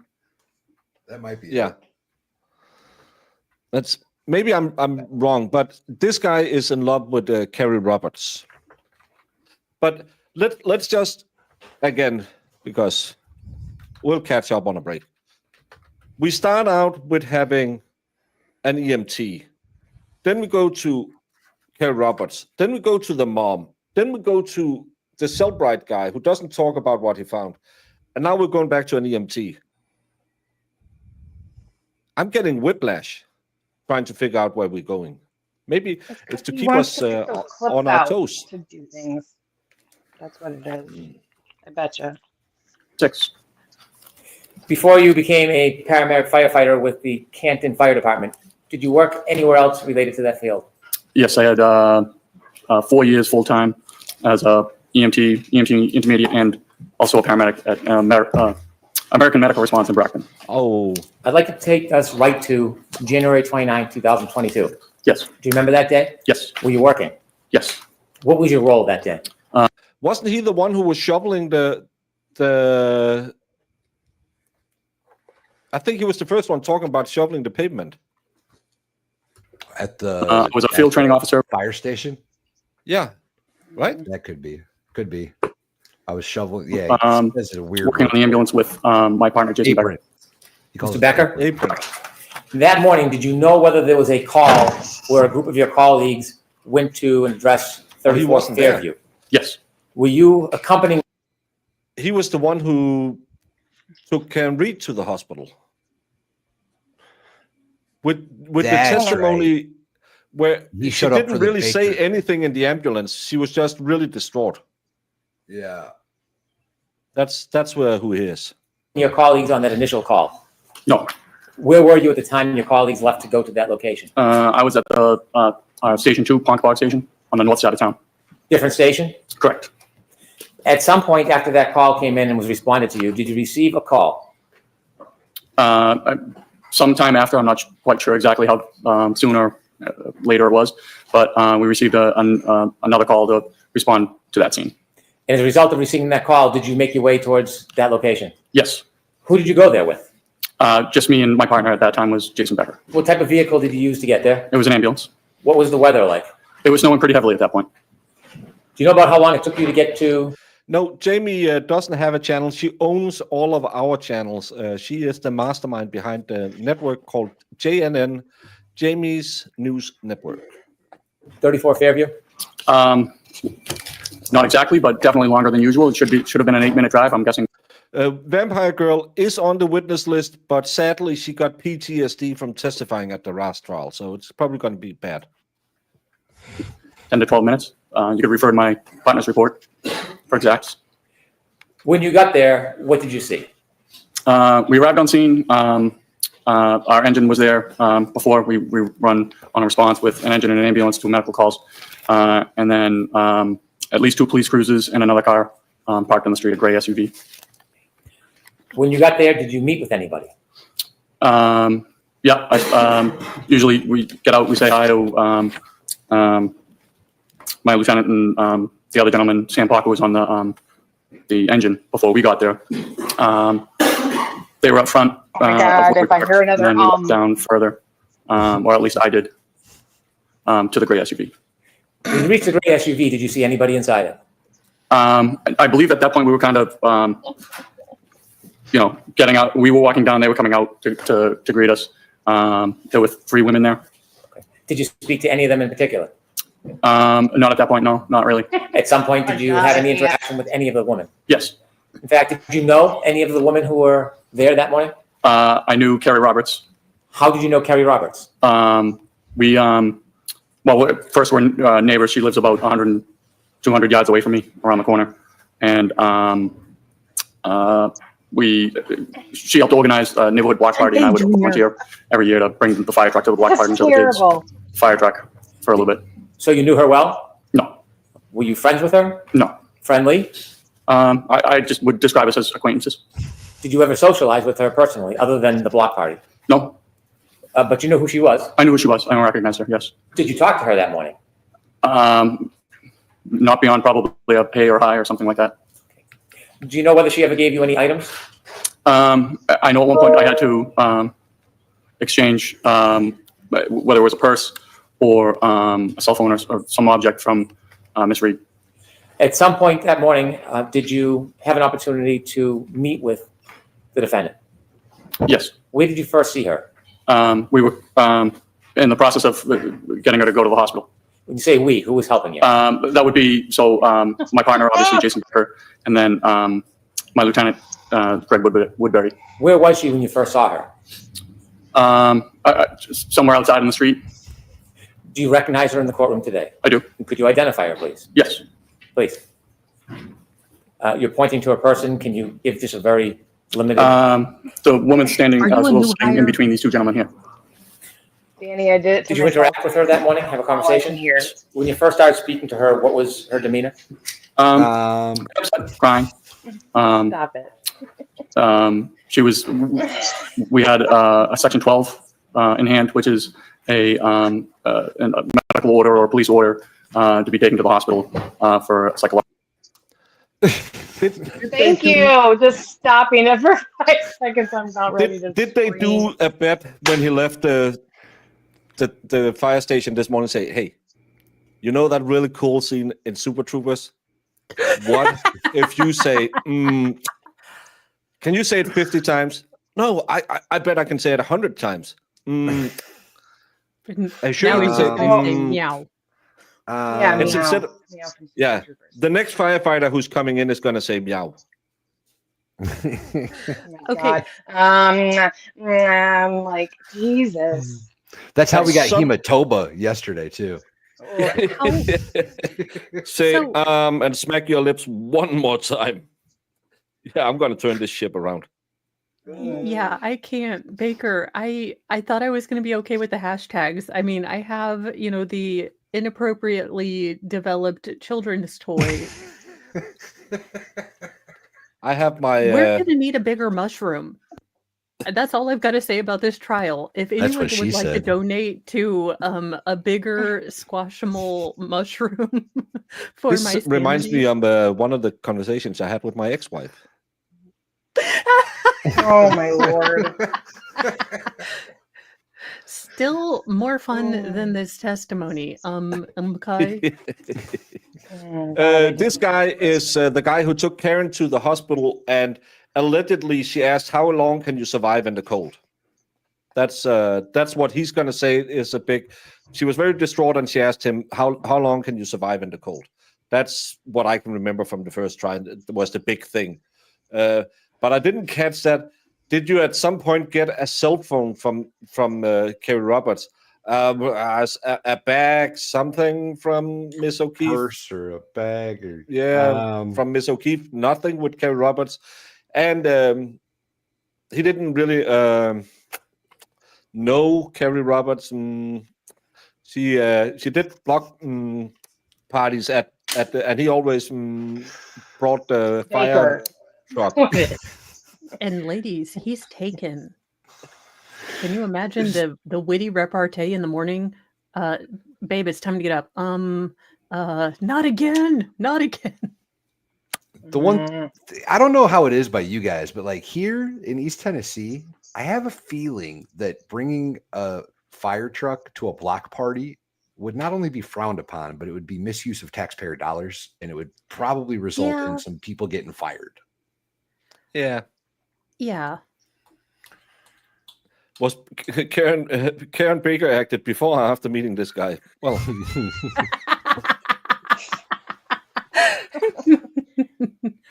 let's go. Logical evaluation. Did you discuss that with her? Yes. Yeah. Did you ask her to follow you or to come with you? Yeah, she did. And did that happen? To the ambulance, correct. So you went to the ambulance with the defendant? Yeah. And was Mr. Becker with you? Yes. What happens when you get to the ambulance? I mean, so it was snowing, and it was more to kind of just get everybody into a nice, warmer location where it wasn't snowing or windy or anything like that. And we would discussing that, you know, we have a Section 12 that states we have, you know, regardless of if you want to go, we have to take you to the hospital. She was arguing that she really didn't need to go to the hospital, and we were trying to convince her to go to the hospital because once the Section 12 is written, it doesn't matter what the patient says. We have to get them there one way or the other, whether it's cooperatively restrained or chemically restrained with sedatives. It's not a voluntary order? It is not a voluntary order. Inevitably, did the defendant agree to go with you to the hospital? Yes. When you were going to return to the hospital, was the defendant placed? First, let's Dear God, check for I need spit it out. Your medical history. Are you know that word, that thing that you can't have it? What's that word? Allergic to any medication? And like, sir, he passed away 5 minutes ago. Not again! Damn it! Correct. So they're never going to let me we take the operate fire truck again for if I don't save anybody that's a someone. Section 12 or anybody that is under the influence of anything. We always operate with two people in the back of the ambulance. So myself and my partner, Jason Becker, were back there. And then we had to take somebody from the engine company. Garino will be recalled later. And have them drive to the hospital, and that was Sam Park. Sam Bach? Park, P-O-C-H. Thank you. Before you left, before you started to drive away from Fairview, were you having any conversations with the defendant? Yes. Can you share with the jury what those conversations were about?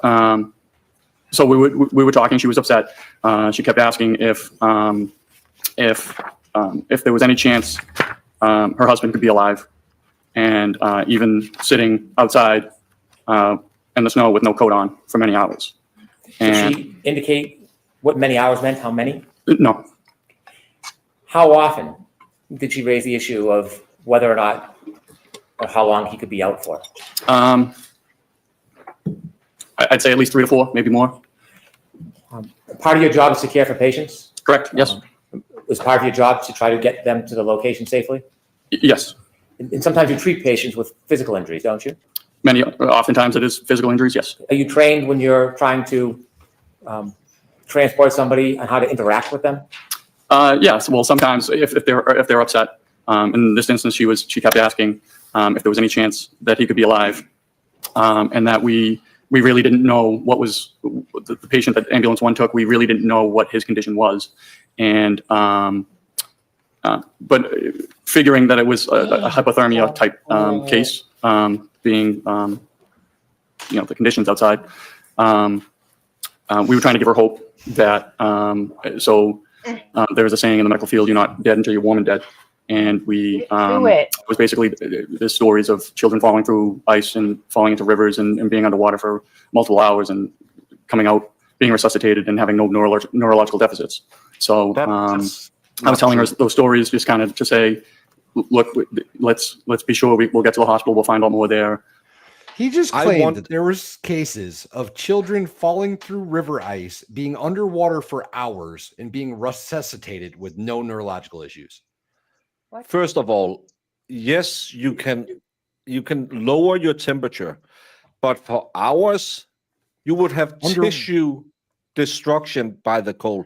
Second of all, you would have no oxygen because you're underwater. Did he meant some fall through, passed out, and then were? I think there was I He think just it was hurt a it great himself. Christian movie about one of these things where a kid fell through the ice, and it wasn't for hours. I think they found him within the savable, non-brain injury kind of time. It's like 8 minutes off the top of my head. I think it's like 8 minutes before you're having serious issues without oxygen. Yeah, Like so I don't serious think it was like hours and they left him like an ice cube. I vaguely remember this being a big movie that they put in my church, but this does not, make comforting stuff. Yeah, there's no way anyone is without oxygen for hours without, even though you're cooled down, so you might have some prevent. That's why clinical cryogenic blah blah blah doesn't work, because the cold will kill your cells. That's why you can't keep meat in the freezer forever. It'll destroy the cells. You can't? Just trying to give her any sort of hope that her husband would be alive. Steak from Can you describe her 2001. demeanor when she was in the back of the ambulance with you during your interactions? Aging She would go 90. from pretty upset, crying. One instance where she kept saying, "I can't take care of these kids. I can't take care of these kids. They're not my kids, and they're not his kids." And I, at that point, I understood who ambulance 1 had taken, because John was pretty well known in the town for taking on the care of his niece and nephew. So I said, "Listen, it's okay. It looks like you have a very strong support system." And then Miss Reed said, "Do you know Carrie Roberts?" In the history of ever, you've just been in a, traumatical, shocking, trauma and shock kind of situation with this man. So what happened is I saw this movie once, where this kid was like dead for hours, but then they revived him. Would you get comfort from this man? No.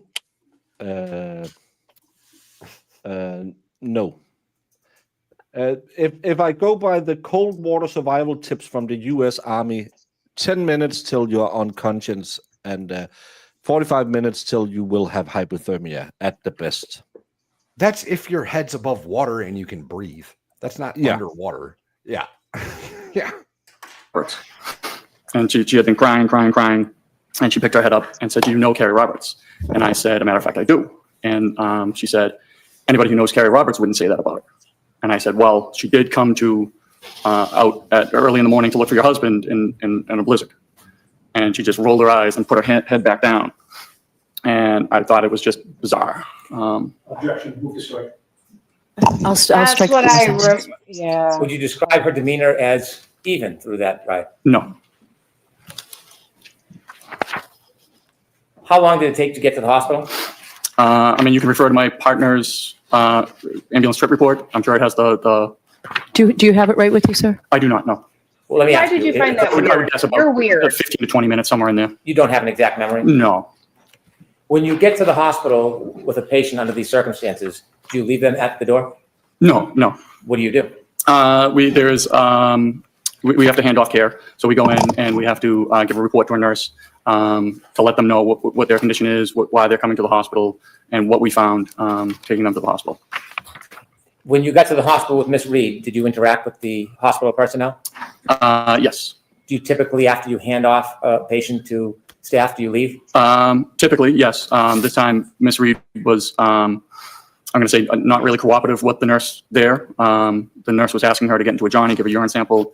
She was not cooperative. The nurse tried to work with her, had an ER tech go and ask the doctor if she had to get into a Johnny. She came back. She said, yes, she's a patient. She has to do all the normal stuff. We really didn't feel comfortable actually leaving the general area. I don't know if it was just shift change or what, but security wasn't there. And with her demeanor, we just didn't feel comfortable leaving the nurse by herself with Miss Reed. You said that there was some difficult times. Was there some difficulty Want to leave about the nurse the alone with defendant her? accepting wearing a Johnny? Yes, she was refusing to get into the Johnny, and the nurse kept saying, well, you got to get into this Johnny. The nurse did try to work with her and you know, asked the doc if. I'll allow that. And so the ER tech had to come back and say, yes, she has to get into the Johnny. And at that point, she did. Can we stop calling it the Johnny?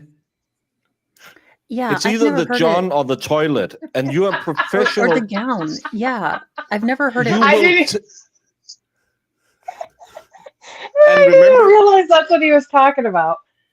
Carrie Like, Roberts what was did he in say? such a shock and horror. She couldn't remember for the next 5 months what happened, except driving Jen around because she became Jen's bitch. But this guy, no, she was acting erratically, and she didn't want to go to the Johnny. Johnny's so stupid. Yeah, why wouldn't you just say put a hospital gown on? I Put thought it was the hospital gown. toilet. No, they're asking her to put on a hospital gown, and Karen Reed is saying no. That's so Johnny. It must be a colloquialism up there, but Oh, I'm guessing. One in just chat if you context knew clue. that Johnny was a hospital gown. There's I thought they 18 were talking people about sitting. John O'Keefe. There's 18 people sitting right here. Do they all know this is what they meant? If they're I've never from, heard that before. Of course, Marissa knew. Never heard that. I'm Yeah, so I've never smart. heard that before. I was about to say if they're from New England, they would know. But Yeah. I like Kirk's answer. I did know that. That I've heard before. That makes the entire conversation so much funnier. Karen, just put on the Johnny. No, my tubes have I been can't tied. I remember that. refuse. But why call it a Johnny? And it sounds like she's going to the John. I thought she had to go do a pee test, which I thought that's weird. Why force her to do it the instant she comes in? Maybe she doesn't have to pee.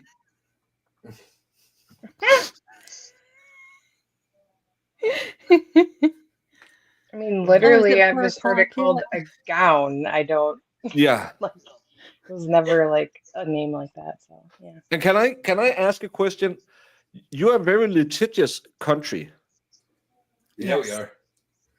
If the security isn't there to take care of a patient, and this guy doesn't feel well about the nurse being alone with the Johnny, not complying Johnny woman, and he says, "Well, I'm going to force you into the Johnny." What's the chances he's going to be sued out of his job? Because I'm pretty sure he's not allowed to use force in a hospital when he had turned over the patient to the hospital staff. He has nothing to do after she's passed on, does he? Well, also, couldn't this be? I mean, this is shading. This is prejudicial. Did he claim that Karen was uncooperative and they had security issues the last trial? Or is this new testimony that's been added? No, I think he talked about helping the nurse out because Karen was so irate because she was screaming and hollering. But that's okay to be, because remember the last witness who was so much in shock and horror that she couldn't remember anything, but Karen was she was starting a fight. And water closet would be wicked cool. It'd be a wicked Well, piss see, off. that's what I happens think when it's you called. listen to Pink on your way to the hospital. Karen was like, "So what? I lost my husband. I'm still a rock star." Well, I'm sure there's plenty of people that get crazy when they're forced to section 12 or whatever. When they're sectioned. I can promise you all right now, if somebody ever tried to Baker Act me, it would not be a smooth process. I No. would not go willingly. I'd be arguing too. Yeah, you're out of your goddamn minds. To be fair, I'd ask No, what seems- kind of pudding they were having before I decided. Calm if down it and was like Paprika, was getting into it's going Johnny. down. Security personnel are showing up, and we felt comfortable being able to kind of leave the nurse and the tech on their own. Before security came, was there difficulty in her providing a urine sample? I Do you know the answer? He's not a police officer. He's an EMT. That's why I'm saying he has no right to physically restrain her unless he's doing it as a part of his job. Yeah. Can you ask the question again? I'm sorry. Why don't you ask it a little differently? Sure. Do you remember whether she was giving the nurses a hard time about a urine sample? Yes. Who wouldn't? Break that down, Mr. Brennan. The objection sustained. You said that she was giving nurses a hard time. She didn't want to give a urine sample. And then the nurses kept asking her to, this is the cup, you pee in the cup. Oh, yeah. Who She's wouldn't? being Oh my God. acted. She just lost her husband. The first thing they say is, here's a red Solo cup, piss in it. Is this how you treat someone who just found her boyfriend dead at the side of the road? Yeah. Warrant, please. Yep. No one going along. You were there and saw this, right? I saw it, yes. Thank you. I have no further questions. I mean, if they're sectioning her, I can understand that's the process they have to do. But don't say that her being irate is a big deal. That's the whole thing. No, but yeah, as Totally Russian says, they're Baker acting her because she's so irate and potentially suicidal. But she is not cooperative. Come on now. Yeah, she's hysteric and she's running around and she doesn't want to piss in a cup. What I would the actually hell like is to this know, about? I would actually like to know the percentage of patients that get Baker acted that are cooperative, because I bet it's pretty low. If I'm taking a shot. I just remembered a time where I may have pulled a Karen Reed.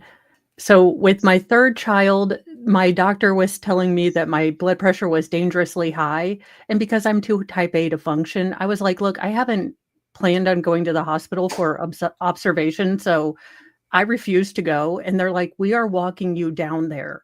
I was like, I don't have this on my schedule. So I got over to labor and delivery, and the little nurse was like, we're going to check you. And I was like, no, I'm not taking my pants off. I'm over here under protest. That night I had my daughter, so I was in fact in labor. Taking your pants off was what got you there in the first place. Look, I may have, like I said, I'm not always good at the planning part of these things.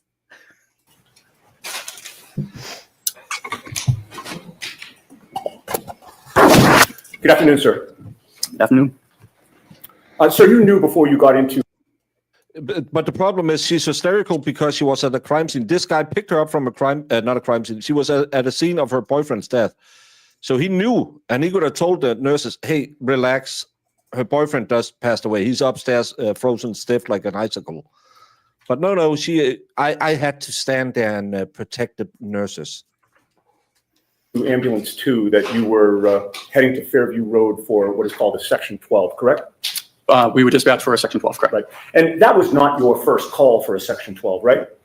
No. You had been in that job since 2006? Yes. You've handled a number of them over the years, correct? Correct. The fact that the call came in as a Section 12 gave you some idea of the nature of the issue that you might be dealing with, correct? We had an idea that it was for a psychological issue. Right. It told you that somebody at that location was suspected of being in some type of either psychiatric or emotional distress, correct? Yes. And on your crew, or of your crew, I should say, you were the one to drive the ambulance 2 to the residence, correct? I drove to the address at Fairview. Now, you've said that when you got to Fairview Road, you don't recall the time, but you do recall that there were still emergency vehicles on scene, correct? I do. There was nobody lying in the front lawn of 34 Fairview at that time, correct? Correct. Do you know how much later after 6 a.m. you would have gone there? You'd have to refer to my partner's report. You don't know if it was minutes or hours? It was minutes. It was within the hour. I don't know. Within the hour. Yeah. Okay. And you said that there were, or you testified that there were 2 police vehicles on scene, correct? At least 2. At least 2. There could have been more than 2. It certainly could have been. And those police vehicles in such a situation, particularly with the snow falling down, would have had their blue lights flashing? I'm not exactly sure if they did or they didn't. Sometimes the police shut off their lights when they arrive on scene. Sometimes they don't. Okay, so you don't have a memory one way or the other? No, nothing sticks out. But those police vehicles certainly were not hidden. They were in plain view, correct? I would say so. Minimum of 2, maybe more. Correct? Yes. And there was also a gray SUV parked near that residence? Correct.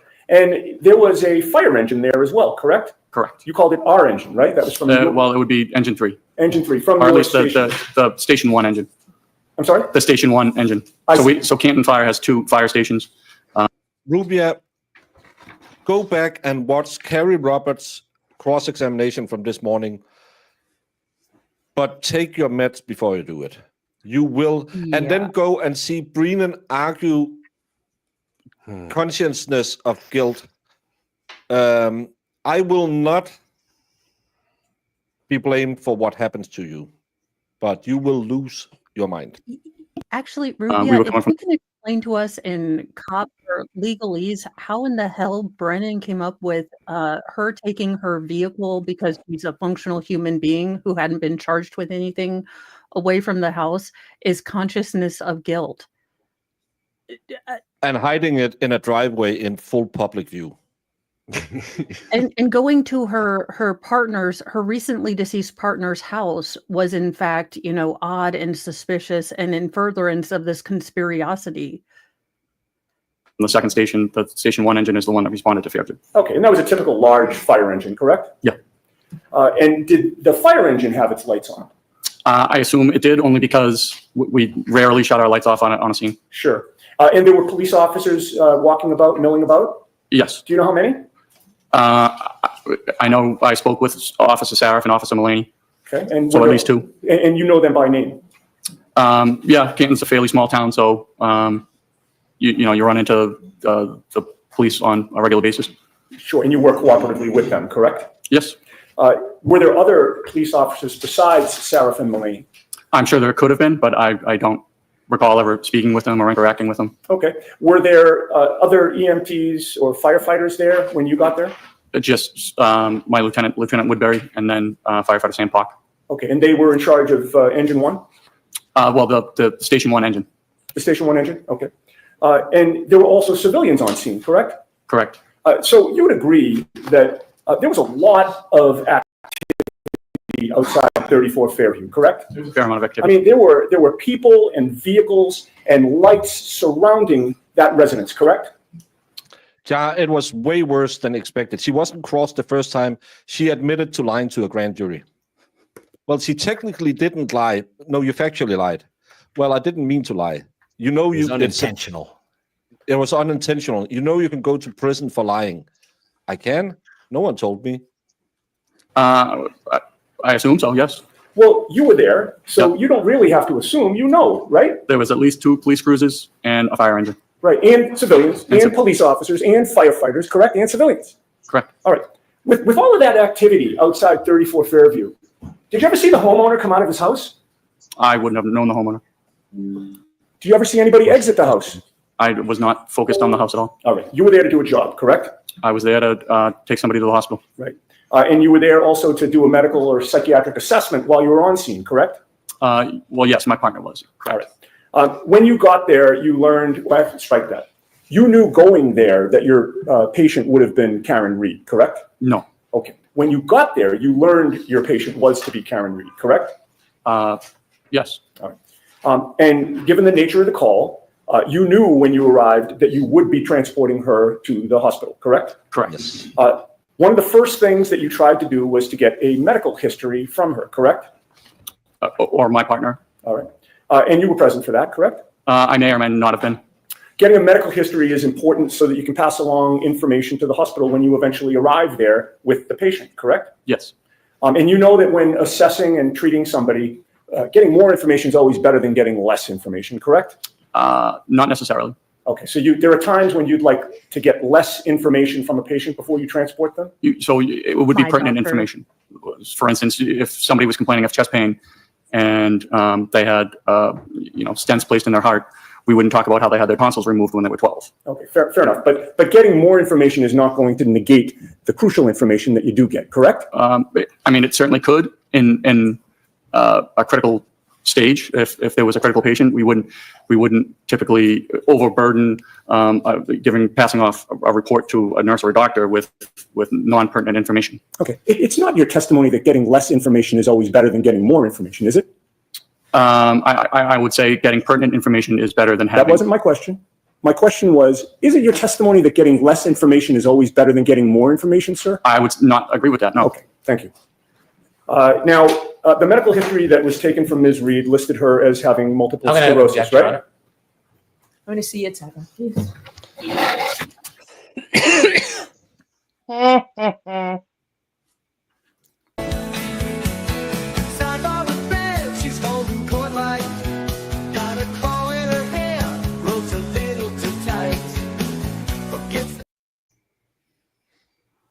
Look at this man. Rough. Oh my gosh, she looks like Cher from exudes As manliness. If. Or Now she's smiling again, laughing. Or- I can't with this woman. I'm sorry, I lost everything for her. Understand? I think that Valhalla had a really good point that, John's mom probably hasn't been able to process this. And if I were John's mom, I'd still be in hate fire mode. Like the side eye, I would cut at Karen. You have no idea. So that does put it into a different perspective. But you would never ever be stupid enough to call her when she had nothing to say. No, Hey, I do look, think that it's, this was Ben a. Affleck. Oh, he got away from both gens. Good for you, sir. I don't know what.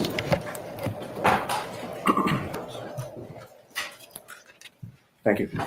Sir, the medical testimony, history that your partner and you took from Ms. Reed listed that she suffered from multiple sclerosis, correct? Correct. And you know that that's a chronic disease of the central nervous system? It's my understanding. And what does chronic mean?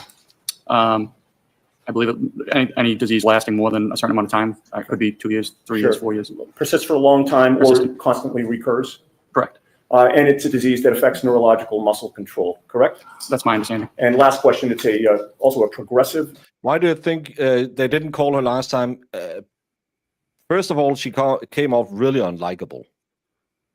She started out with that joke. If she had kept it for the first joke, I would have laughed, maybe a little sniggly snick. I don't think it's funny, but then she persisted with it. And then having her say, I saw Karen and thinking, what is she doing here? To me, that just grinds my gears, because why wouldn't a girlfriend of 2 years be at your son's hospital? That's such a stupid thing to say. Yeah, Well, and my biggest thing was her in the, what was it? Oh, when she said, I left him there. You left him there? That burns my ass, because it's like, he's an adult man. What are you talking He's about? 46 years old. Yeah. Yeah, she couldn't even remember his age. To be fair, I would probably space out too, because I don't do math. That's why I am the math consultant in this case. This is a 3-year-old case. You know how old your son was when he passed away. Again, she's been sitting there for 3 years waiting for this moment, and she couldn't even remember how old John. It's like Plevin, who thinks that Karen Reed is 43 years old. How old is she? That I don't screams you're know. the type of mother-in-law that will come between your kids and her love life. Come between her kids' love life. Yeah, that's what I saw. She did. She was actively doing that. Yeah, she was at the house all the time for the kids. whatever. which means it tends to get worse over time? My understanding. All right. Now, when you first interacted with Karen Reed after you got to 34 Fairview and encountered that whole scene, it was clear to you that a major focus for her was whether John O'Keefe was alive or dead, correct? Correct. Bless you. She asked if somebody could survive after having been found in the snow without a jacket, correct? For many hours, correct. All right. And you mentioned something about hypothermia, that you assumed that you may have been dealing with a hypothermia situation from earlier, correct? Well, she said that he had been out in the snow with no jacket on for many hours. And you assumed hypothermia was your testimony, correct? Yes. You are not qualified to diagnose hypothermia, are you? I'm not a doctor. Okay. And you don't know if your assumption about hypothermia was correct or incorrect, correct? Is my assumption correct? My question is that as you testify here today, after having dropped off Karen Reed at the hospital for that Section 12, you don't know if the assumption that you made that you were dealing with the hypothermia situation was correct or not. Is that right? Well, they were certainly working on him at the hospital. No, but then Mommy would have said, and they had a really rocky relationship, and Brennan would have gotten that out of her. And then he would say, so kind of like we see in the text here, that it was more, she was a weekend bang more than a girlfriend. It was my impression that they were, I mean, he was going to leave her anyway, yada, yada, yada. It was, yeah. They were like, yeah, she would have pushed that for sure. Yeah. Hospital as a hypothermia patient. You don't know if your assumption was correct or not, sir. I guess I don't. And you told her, in fact, that you could not Clearly. speak to that, correct? I'm sorry, to what? In terms of how long somebody could survive outside, correct? I couldn't speak to his condition is basically what I was trying to say to her. All right. But she still persisted in asking you over and over if he was alive or dead, correct? Correct. She wouldn't let that go. Is that fair to say? Correct. And that was despite your not being able to give her an answer, correct? Again, we were just trying to sort of give her any hope. Right. Okay. So she kept asking it, and you were trying to give her hope that he could still be alive, correct? Correct. All right. Now, today you claimed that her demeanor had changed when you mentioned Kerry Roberts, correct? Correct. And the term that you used to describe her demeanor when you mentioned Kerry Roberts as being part of a support system, what term did you use? I'm sorry. When you just testified on direct examination, did you characterize the way that she reacted when you mentioned She had been crying in her hands, and I said, you know, it looks like you have a very strong support system. And she picked up her head. She had her face in her hands. She picked up her head out of her hands, looked at me, and said, "Do you know Kerry Roberts?" And I said, "As a matter of fact, I do." And she said, "Anybody who knows Kerry Roberts wouldn't say that about her." Okay. And you've previously described that in testimony last year as her being snarky was the term you used, correct? Correct. But you were first interviewed by the police on February 8th of 2022, correct? Oh, that's what the report says. 10 days after this? About that. And the events of January 29th were fresh in your mind on February 8th of 2022, correct? As fresh as they are today. Okay, so I hate I have a that saying. This is not going to be the same. This 3-year freshness. I mean, are they selling Tupperware? Do they have elegant Tupperware in Canton? Because the 3-year freshness I mean, does it still burp and everything like, you know, when you open the little freshness container after 3 years? Let's just see if he has as fresh a memory as he had 3 years ago, because I'm pretty sure Yannetti has something on a piece of paper that could prove him wrong. you do not allow that your memory was better on February 8th of 2022 regarding January 29th of 2022. It wasn't better on February 8th than it is today, is your testimony. I would feel it's just as good. Okay. Your memory does not get better over time, correct? For this case, it seemed to stick out to me. Okay, so are you testifying that your memory gets better over time? No. But that would be crazy, wouldn't it? Correct. In that February 8th, 2022 interview, you were asked about Kerry Roberts, right? I'm sorry, what day? February 8th of 2022. Okay. You were asked about Kerry Roberts, right? And Anime Rumpe, I think I mentioned it before. I agree. When he started on the defense questioning, the went away. The lip smack's still there and just as annoying. But I think it has to do with he's not trying to remember what is the thing I have to say now, because we talked about this umpteen times before I was to testify today. He forgot to ask if he met with people at the DA's office.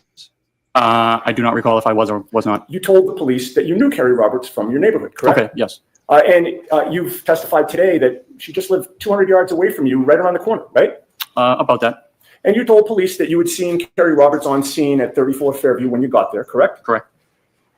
You also told police that Karen Reed had told you about making statements about her wanting to die, correct? Correct. But on February 8th of 2022, just 10 days after these events, you never mentioned to the police during that interview that Karen was snarky in any way, correct? I don't know if I did or I didn't. I don't know if it would be in their report.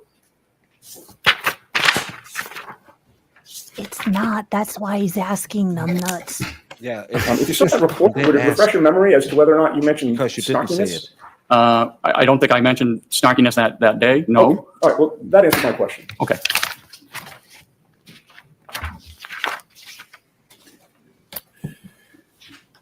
But after that interview, and of course, even after January 29th of 2022, you went back to your neighborhood, the same neighborhood that you lived in with Kerry Roberts, correct? Correct. Do you still live in that neighborhood? I do. Does Kerry Roberts still live there? She does. So you and Kerry Roberts have continued to live in the same neighborhood for years after January 29th, correct? We have. And before you ever encountered Karen Reed that day, you had interacted with Kerry Roberts in the past, correct? Briefly, yes. Well, you were both on the same neighborhood Facebook page, were you not? Yes, that's why I volunteered to bring the fire truck to the Right. block So party. one time she had posted on that neighborhood Facebook page that she wanted to have a fire truck at the neighborhood block party, correct? Correct. And that's when you replied and volunteered that you would bring the fire truck to that block party as she requested, correct? Correct. And you also worked with Kerry Roberts on the Ponkapog Civic Association, did you not? I did not know. She worked on the board prior to my arrival on the board. So you both worked on the same board, but just at different times? Different times, correct. All right. We had, I think you had touched on this earlier, in addition to knowing Kerry Roberts, having been with the Canton Fire Department since 2006, there have been many times when you've worked in conjunction with the police, correct? Correct. And in addition to the two police officers that you mentioned having seen at 34 Fairview on January 29th, that being Seraph and Mulaney, you know many other officers at the Canton police station. I do. And as you say, Canton's a small town, correct? Relatively. People know each other, correct? Correct. You also knew former state trooper Michael Proctor before you arrived at 34 Fairview, correct? I did. Michael Proctor actually was 2 years ahead of you in school, was he not? He was. And you learned at some point that your school classmate, Michael Proctor, was the lead investigator into the death of John O'Keefe, this case, correct? Yes. And in fact, when you spoke to the police in February of 2022, Michael Proctor was one of the troopers to interview you, correct? Correct. You did not go to school with Karen Reed, right? No, not to my knowledge. You didn't help coordinate neighborhood block parties with Karen Reed, right? No. You were not in a civic association that Karen Reed belonged to at any point, correct? No. She was a stranger to you on January 29th, 2022, correct? She was a patient of mine, yes. Well, as far as you knew, she was an outsider to Canton, correct? I did not know that. You didn't live in the same neighborhood with her? I'm not sure if we did or did not. You had no personal contact with her either before or after January 29th of 2022, correct? No. All right. Now, as a result of your having gone to the scene, there's a patient care record that is generated, correct? Correct. And on this issue of the snarkiness and the demonstration that you just did, there's a contemporaneous report of your team's observations from January 29th, right? Are you referring to my partner's run report? Yeah, the patient care report. Yes. All right. And that patient care report is dated January 29th of 2022 and is timed at 9:03 and 34 seconds a.m. Does that sound right? Sounds about right. All right. And that 9:03:34, from your knowledge of how patient care reports are generated, would that be the time that you arrived on scene or the time that the report is written? I I mean, I would have to see what time, the exact time you're referring to, but it could be the time the call is closed, which, or it could be the time you finish the report. There could be multiple reports. I'm not exactly positive which report you're talking about. Okay. In any case, it was from that morning, correct? Well, I assume so. I mean, there was only one morning that you went to 34 Fairview. Well, no, but there could be two reports. So the engine has to write a report and the ambulance has to write a report. But they're both about that morning, correct? Correct. All right. Now, there are boxes to fill out on the patient care record, correct? Correct. One of the boxes is primary impression.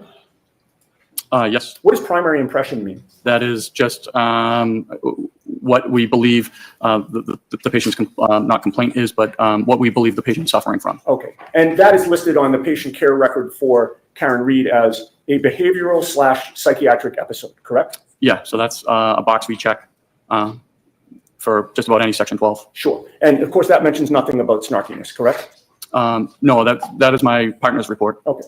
There's also a box for secondary impression, correct? Correct. What is secondary impression? That might be like just a secondary complaint. Most of the time, a lot of the times, patients don't have a secondary complaint. Okay, but in this case, it's listed as anxiety/emotional upset, correct?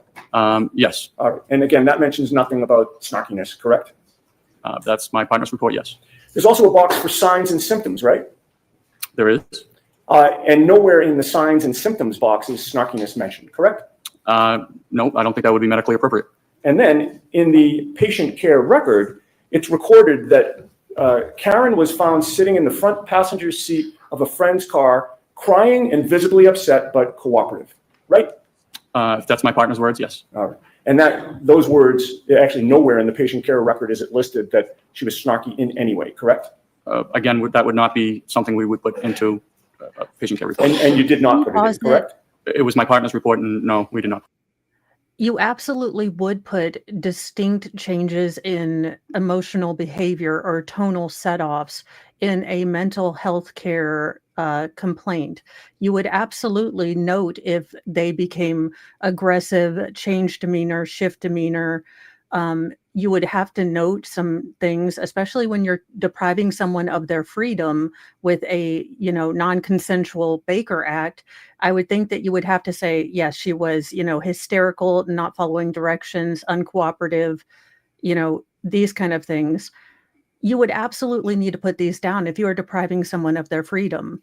I mean, he is correct that the CC, the chief complaint, would be, probably fairly short, but your contemporaneous notations, your patient care notes, you would describe this. When I worked in patient care, I would have described a fairly large tonal shift, even if it wasn't involved with, physical therapy, because that's still something that you need to make note of. If I said something to a patient that completely shut them down, you need to note that for the next therapist so they don't, repeat that same mistake or touch on a sensitive issue. Yeah, especially when it's a mental issue. I just had a case where they put in every time, because she had a lot of mood swings. She was schizo. So they put in every time they transferred, they would put in, today this set her off, this did this, today did this, this didn't set her off, because they have mood swings.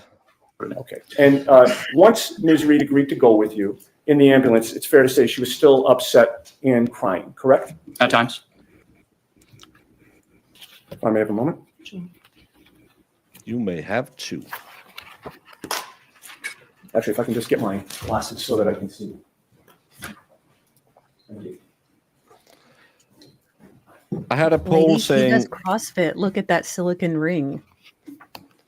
will Brennan stop being an a-hole? He's a douche canoe, 51%. No, 46%. Yes, 2%. The 2% was Marissa, who hit the wrong button again. Okay. You had just testified that you said at times she was upset and crying when she got in the ambulance, correct? Correct. You testified on April 21st of 2022 before the grand jury, did you not? I did. And that was 3 months after the events that you're testifying about today? Roughly. And your memory back then was fresh, was it not? Yes. And you were asked the question, once she was in the back of the ambulance and she agreed voluntarily to go to the hospital, did she appear to calm down at that point? Do you remember that question? I do. And your answer was, I mean, she wasn't arguing against us at that point. I mean, once she, agreed to come with us voluntarily, I mean, she was still upset, crying, and talking on the phone. Do you remember that answer?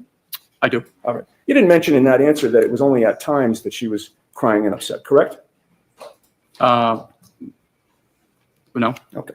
The whole time, from beginning to end, Ms. Reed was constantly worried about John, was she not? Yeah. Sustained. You recall that she was on the phone at one point speaking to someone that she called Papa, correct? Correct. Did you later learn that Papa was John O'Keefe Sr.? I am just learning that just now. All right. And in any case, you heard her say to Papa, is he dead? He's dead, isn't he? Sustained. You could hear on the other end of the line that Papa was saying something to her, correct? The objection sustained. May I approach? The witness or me? Sidebar. Okay. Sidebar.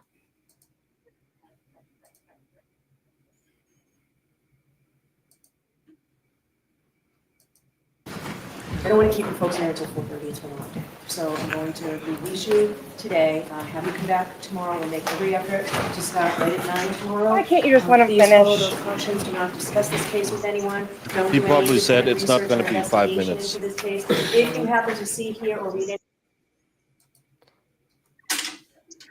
Doesn't seem like they stayed late today. So, rundown of the day. Jamie, you haven't been here this much. What is your impression of today? Well, I don't like Carrie. I think Nobody she's a mean does. girl. No. I think she got wrapped up in the Jen McCabe saga of, come here, Carrie, let's just go over what happened. And oh, don't you remember when this happened? Oh my God, I do. It's my reenactment of how they came to be. And yeah, and Greeno with his cell phone data, whatever. What else was there? Then there was the clip played that I didn't really understand why he just played it without. I don't get why he's not setting up these clips. He's just, can I play something for the jury? Yeah. I thought someone said something to me. It's What just he's to get doing her- is he's like, He's he has his witnesses practicing- that say something, and then he plays his clips. Yeah, but she was saying something about Carrie. Why didn't you have Carrie understand after and then say, have you ever said any of this? He's constantly doing it ass backwards. Yeah, you would want the witness on the stand, you'd play the clip and then you'd say, hey, did you ever say this? Or do you remember this? Or what if any snow was there on the ground? He does it before every break every time. No, he actually does it when they come back from break. That's even weirder.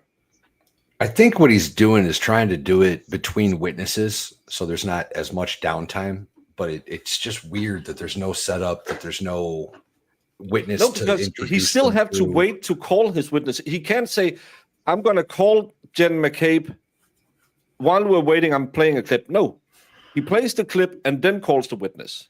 So it's ass backwards again. He's not bringing in. The only thing he's using is because Karen has a bit of a harsh face and she has a bit of a harsh tone. And he just wants to prejudice the jury against Karen Reed. And it shouldn't be allowed. And if Bev will allow tomorrow under the claims of conscious of guilt, which is consciousness of guilt. That's the legal term. I'm a baker in Denmark. You're a lawyer. But it's consciousness of guilt, you tried to say, Mr. Hematoba. You should be better. What he's doing is, again, I said it, he's too much of a defense expert to represent the prosecution. And I know that I said it. I think we had Andrea on when I said it, and she said, "No, it's a style," but I feel it's very, very antagonistic the way he's running his case. So the only question that I have then, I guess, would be: is that something that the average juror is going to pick up on, or is that something that we notice because we watch trials all the time? Yeah, that is kind of the hard thing to gauge because we watch it. This is kind of like our sports. So everything we see, we analyze through, our lens of, oh, we've seen a billion other trials.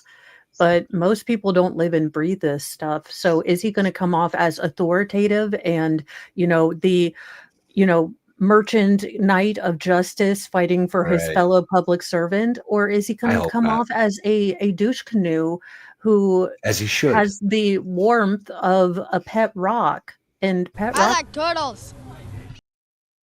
And then we go on to the. See, it's really annoying when someone just plays a clip. You don't know why the hell they're playing that clip. Sorry, Mo, I cut you off. I thought you were about to end saying something, so I wanted to put it in to try and No, it's imply okay. that. I was it's- like, isn't Mo, maybe you talk just a little too much. No, but it was just because you sounded like you're about to end, and then I hit the button, and then you fuck. But it's just to show that weird, because people are sitting out there now and think, why did that turtle clip come up? Why are these film clips where it's from? Gretchen Voss, who's Gretchen Voss? That's why you normally have someone who come in and say, yes, I did an interview with Karen Reed where she said the following statements. Yes, this is a clip from the interview. This is a clip from the interview.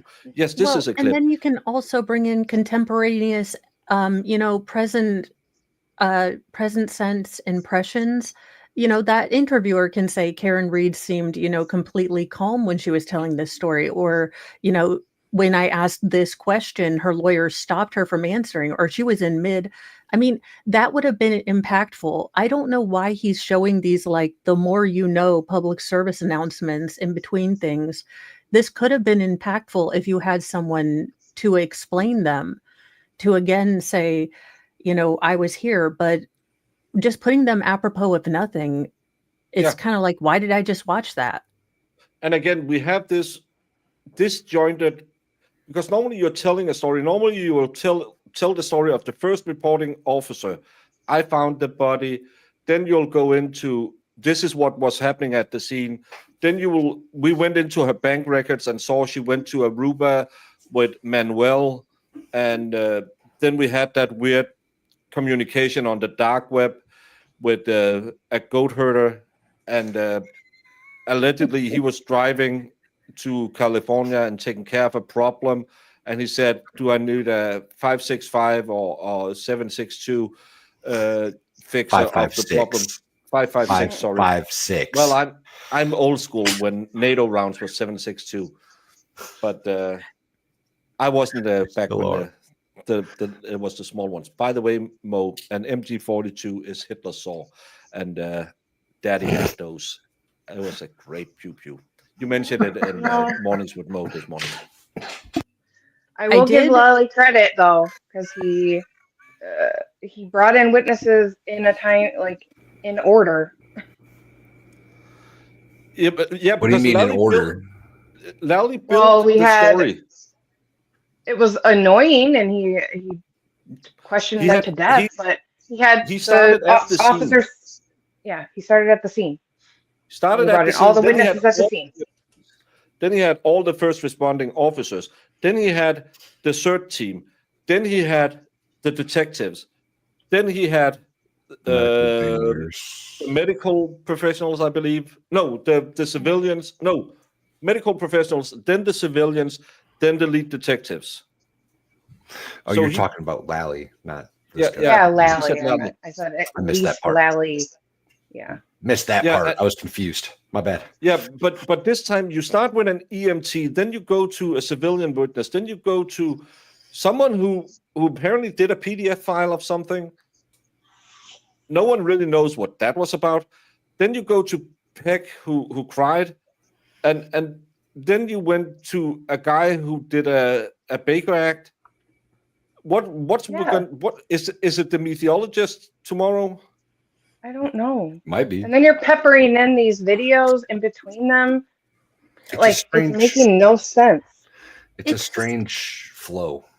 It seems like Brennan wanted to imitate Jackson's style because Jackson has a very sort of narrative, kind of argument style in his openings. This just doesn't seem to be his natural way of arguing a case. He seems very stiff, very uncomfortable, not confident at all. I don't know if Marissa is correct. I like the way Brandon is doing it too because it tickles. What do you mean, Marissa? Like, how is it? I mean, I'm not trying to argue, but like, we know about this case already, right? But but you just don't ask about the snow. He hasn't asked. He just asked, "How's the weather?" He didn't go on and on. What if any snow? How much time? What if any? But you would, if you want to build the narrative, you'll still have. Okay, you have the first responding officer. He talks about the weather. It was shitty weather. Everything was white out. We couldn't see anything. Then you go on to the EMTs and have them say, "Yes, he was running around screaming, I did it, I did it, I did it." Then you have Carrie Roberts come in and say, "Yeah, I was with her, and she was quite hysterical," or maybe the police officers. But so right now the jury is sitting there thinking, kind of like I did with the story about Jen McCabe's, the Carrie Roberts' house, Jen McCabe's house, John O'Keefe's house, Lang's house, and then Jen McCabe's house again. Who? What? You're sitting here thinking, because it's not logical. You like it because you heard about what if any snow the last time. These people don't know much about this case. They don't know the chronologic build in the case. So you're going to go back and get McLaughlin at a later point. She's going to go back and tell you the same story that you started with. Or is she not called any of the other EMTs who heard her say, "I did it"? That if he doesn't want to call them, yes, then it could kind of. Well, I would still say Trooper Guarino was a big misfire, and I would have started with Peck to put the. That's what they did last time. They put the family first. But if he's going to do this constantly, then you'll lose the jury. Trust me, I've done this not 1,000 times, but I've done it close to 100 times. You tell a story. You start on that day leading up to this. If you do, I had a case once where we had every court in Denmark is recorded, and then they'll write the transcript later.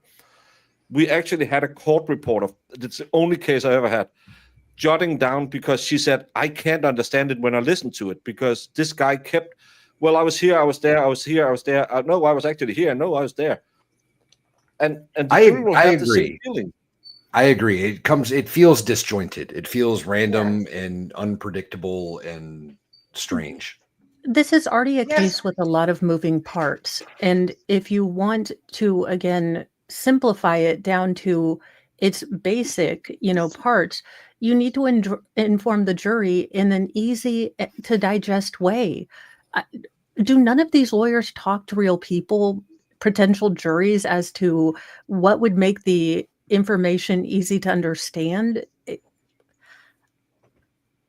think Leslie did it the right way because he brought in the family to establish John and Karen's relationship.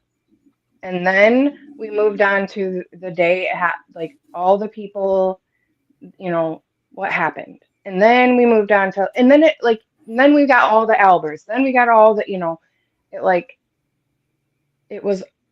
it flowed better because now we got, we are getting the mom, and then we go back to this, and then we got Carrie Roberts who's just talking about this. Then we got the Baker Act guy. Then we got the guy that came and did the first responding. Like, what the heck?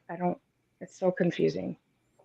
Try imagining this. A, B, C, D. It's the four stories. It's kind of like Lord of the Rings. First, these are the EMTs. So EMTs are 1, 2 was civilians, 3 was police who did technical, and 4 was family. But then the next guy who will take the stand will be it'll be another civilian. Then we'll have a family member. Then we'll keep doing. Oh, this doesn't work anymore. The marker sucks, Baker. Yeah, and we're gonna keep doing this for 12 weeks. That's not engaging to the jury. That's highly distracting, because then they'll go back and say, "Oh, I have to check what did the medical examiner." Well, I have to go to day 1, day 15. Oh, this was day 10. Oh, day 7. So you'll have to sit there, and it's disjointed. You can't go back and read your notes in one go.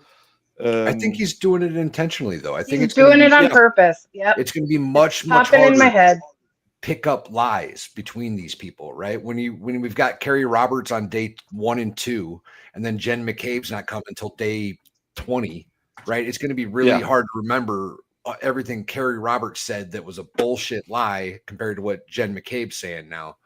So it's intentional. It's intentional. I think that's what it is, because honestly, if you keep flipping around and bringing people in, then people's stories can't line up, because we all know that when they brought in all those witnesses, everybody's story was different. Everybody, Yeah. you know, and But Marissa, I think you're getting it wrong. He's still going to call all these people. Oh yeah. Because if he's not going to call all these people, this case will be turned over to the defense by Friday next week. If he's just going to call one EMT, one police officer, like a normal case, you get 2 officers at the scene. You have the lead investigator. You had the one who did the crime scene photographs and got all the samples. Then you have the lab tech. Then you have the medical examiner. This is a simple, stupid hit and run case. The only problem in this case is the police didn't make it a simple hit and run case. Yeah. This case, if it was a hit and run case, would be less than a week. You would have Jen McCabe or Kerry Roberts testifying about what happened that morning in the car. You would have the first responder who saw John. You would have the EMT who worked on him, have the physician who tried to resuscitate him at the hospital. You have the ME who testified, yeah, he was clearly struck by a car. You can clearly tell.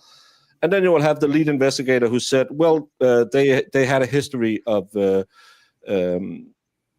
angry texts to each other. So they had a bad relationship, but they could get together when they drank because they had a codependent substance abuse problem. It'll be a 1-week case. But this case will be at least 6 weeks from hanky-panky. That tells me you will see more than one EMT. You will see more than one officer. You will see a lot more civilians. You will get Brian Albert. You will get Brian Higgins. You will get Jen McCabe. You will see all the former players in this game. Maybe McLaughlin. I think he won't have her come back because she got PTSD from testifying. Oh, bitch. Yeah. And that's going to be the thing. Yep. But all of those witnesses back to back had us snoring. If they said anything different, nobody caught it. No, but again, if you have you have us snoring and we are doing all of this. But when you want the jury to go back and remember this is the state. The state is proving it. The defense wants them to slip up and remember all the bad stuff. But when you send them back and they have a discussion said, but didn't Flamati say one thing and McLaughlin say another thing? And you will have to have 25 different notepads to try and figure out what day was Flamati there, what day was McLaughlin there. It's going to ruin your case for the state. If you have all the EMTs in a row, they can just swip to it and say, no, I noted at everyone, and I believe them. They seemed very competent. They seemed like they were very trustful. I hit him. I noted it down. She said it 3 times. Even when pressed on cross, she said, I heard her say, I hit him. If you have to sit and do the, well, I have this book and I have this book, and where did you get Flamati? Who was Flamati? Flamati was what? I mean, honestly, I've got, and I may take obsessive amount of notes. So I've got 21 front to back just on day 2. So I'm up to 21. Now, the problem is I would have to go through and then write down brief summaries of every day and categorize the witnesses. I do that at the end of each day here. So that would be maybe a full 2 days just to reorganize my notebook so that I could categorize it. But like I could ask, and I know this would be hard for everybody because we know so much, but put the Karen Reed case out of your mind. If this was a fresh case you never heard about, at this point in time, would you have a grasp on like what happened really? I mean, you know that a man was found dead in a yard, but like I'm so lost on where he's going with the story part. Like I don't really understand really what's going on. Well, let's summarize what happened. An alarm went off at a fire station, and a guy who looked kind of like Joseph Gordon-Levitt went to the scene. If he took meth for a mean. year and a half. Yeah. and he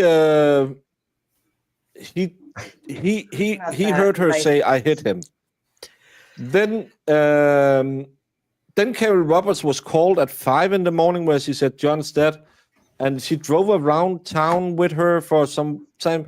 Karen really wanted, when she found out they had been in Fairview, she really wanted to go back, but Carrie didn't want to do that. She wanted to go back to the house. Then we had a sub story about how John was a good boy, and the mom went to the hospital with Carrie Roberts. Carrie Roberts must be a good woman because there was that little problem on cross that she had said something in a different trial, but not in this trial. And then we had a guy come in and talk about some program the police use. I'm not sure why he was talking about it, but I think it was called cellulose or something like that. And we were played some random clips from, and they're like 4 seconds, so I can't really. Before I get to look at it, I'm like, what happened? And I'm trying to, I didn't catch that. And then we had a guy who had a strange way of changing from saying constantly to not saying it, depending on who asked him questions. And he seemed really weird trying to enact how the defendant had been in his ambulance, but they Baker acted her because she was irrational. Oh, I remember when my grandma died, I was so out of it. That was horrible. What? Oh, they're still talking. At this point, if you are on the jury, you don't know all we know. You don't know how Carrie Roberts and Jen McCabe, you're sitting there thinking, who's Jen McCabe and why are they talking so much about her? What, if any, Why are is they an bringing outburst? up this hypothermia search? Like, Yeah. what relevance does that have right now? Yeah, I mean, why it's do they not- keep asking her about a hypothermia search? And what is that grand jury thing? I trust this jury 100%. It's the bestest of juries in all history. It's as good a jury as The Lord of the Ring is a trilogy. None of them would sit back when they're getting into the car today with Robert and looking at him and said, that's a weird day in court today. They kept talking about some Google searches of hypothermia, but I don't get why they kept talking about it. Yeah, it was snowing, but didn't they say he didn't have? Can I borrow your phone so it's not on my phone? I'm just gonna goggle a little bit. It's at least as good a jury as Pontius Pilate was. Hey, he did what they asked him to do. He washed his hands and said, "If you gotta want give it, the I'm crowd gonna what do they it." want. And if it's Freebird, it's always Freebird. Yeah. Also, why is she charged with murder if she dies of hypothermia? Did you notice what we haven't talked about now? The death of John O'Keefe. How John I O'Keefe was died. wondering if we were going to get to that. Maybe. We got plenty of weeks, y'all. We got weeks and weeks and True. weeks. We got time. Very Yeah. true. But that's why you have the lead investigator or a first responding officer to come in and say, yeah, well, we came out, jeepers cripe. That guy had been chewed up by a Lexus with the dog bite extension. It was clear as day. And yeah, he was a cop, but luckily it was on another cop's lawn, so we knew everyone in the house was safe and it couldn't have happened in there. So we focused on the girlfriend instantly. And this is what we're going to tell you how we got to that point. His opening statements didn't really prepare them for.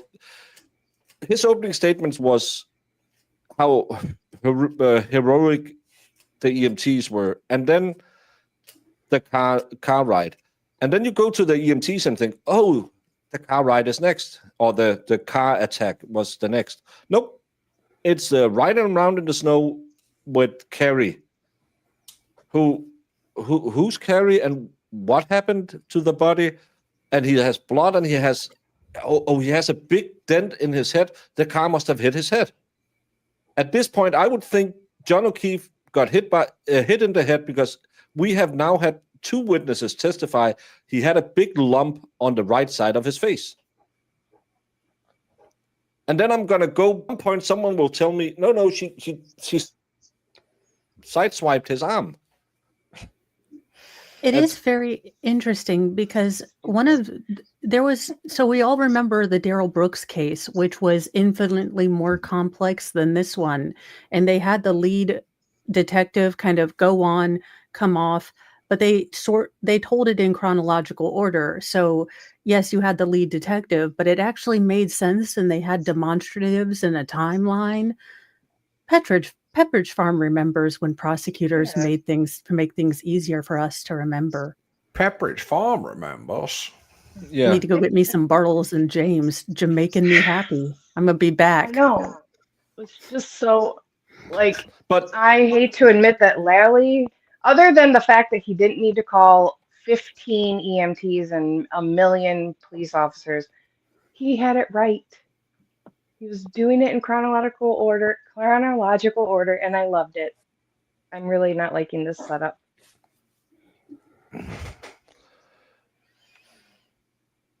Yeah, and again,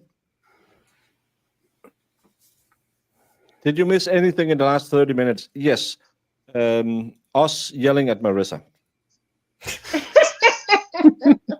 Well, we were yelling at her. I was just Jamie, you are wondering- so mean. I was sitting here saying, Jamie, calm down. Don't yell at Marissa. Marissa is going to send me an evil email now from my own email account, and I'm going to think, why did I do that? So are we all dressing in our hospital Johnnies tomorrow? I'm going to go to the Johnny right soon because I need to pee.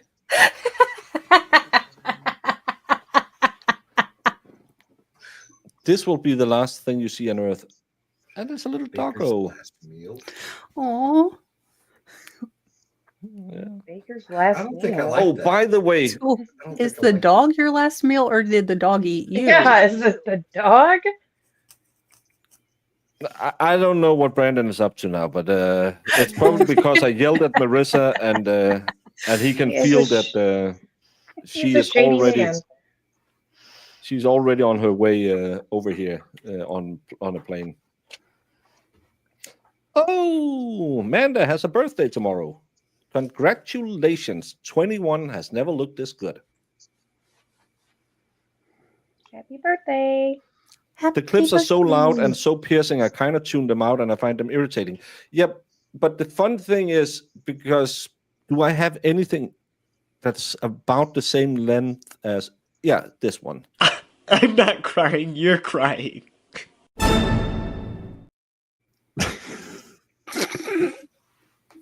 What? That's about the length of the clips, and you're sitting. What happened?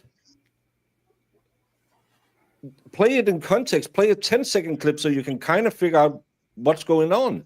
Why is this being played? And it might just be me, but the triple view really kind of confuses me. It almost takes, my brain doesn't like the triple view of Karen, not because I don't like how Karen looks or anything like that. It's just, I don't like the triple view. So it always takes me a second to even key in on it, to stop paying attention to that, and then to start paying attention to what she says. And by then it's done. And you have that thing where they are, it's from 2 different interviews. So you're sitting there thinking, did she change her clothes? There's so much visual and audio attack going on. I think it would have been better to do the setup. Say, hey, Carrie, we have this clip from a Gretchen Voss interview. Blah, blah, blah, Carrie, blah, blah, blah. Can you, did you ever say, I can't even remember what the clip about, Carrie. That's why I'm treading water right now, because I can't remember the clip. Remember. And Baker's Farm doesn't remember. It's that it doesn't work for me, and I'm slightly ADHD, so I need constant distractions, or I'll get bored quite easy. But I'm just sitting there thinking, what? Oh, that looks no, it's over. Don't even get it twice. No, and yeah. I know. I'm starting to think maybe Brennan is thrown the trial. No, this guy, He's out for blood. he has a hate boner on. He want to win it. He's got a He hate does. boner, yeah. Yeah. Trademarked by Mo, hate boner, 2025. He's got a hate boner, yeah. And it's too much to look at once. Yeah, and especially because it's taken out of context. I'm going to play another clip for you, and then you look up and they play it on the screen, and it's a 4-second clip. 1, 2, 3, 4. You have to cue in what she's saying. What's this even about? Does it have anything to do with the next witness or the previous witness? And I just don't like the style. I find it very visually and audio disrupting, and I like having everything going on at once. That's why I'm constantly fighting with Plevin on Twitter. I'm not. He blocked me, asshole. Oh. You can say mean words on my account for me, because I don't even know who he is, really. You just have to make a fake account so you can go hang out with him. It's going to be Plevin Lover. That's what it should be. LDR has a lot of guys coming around giving him love bonus. Yeah. LDR.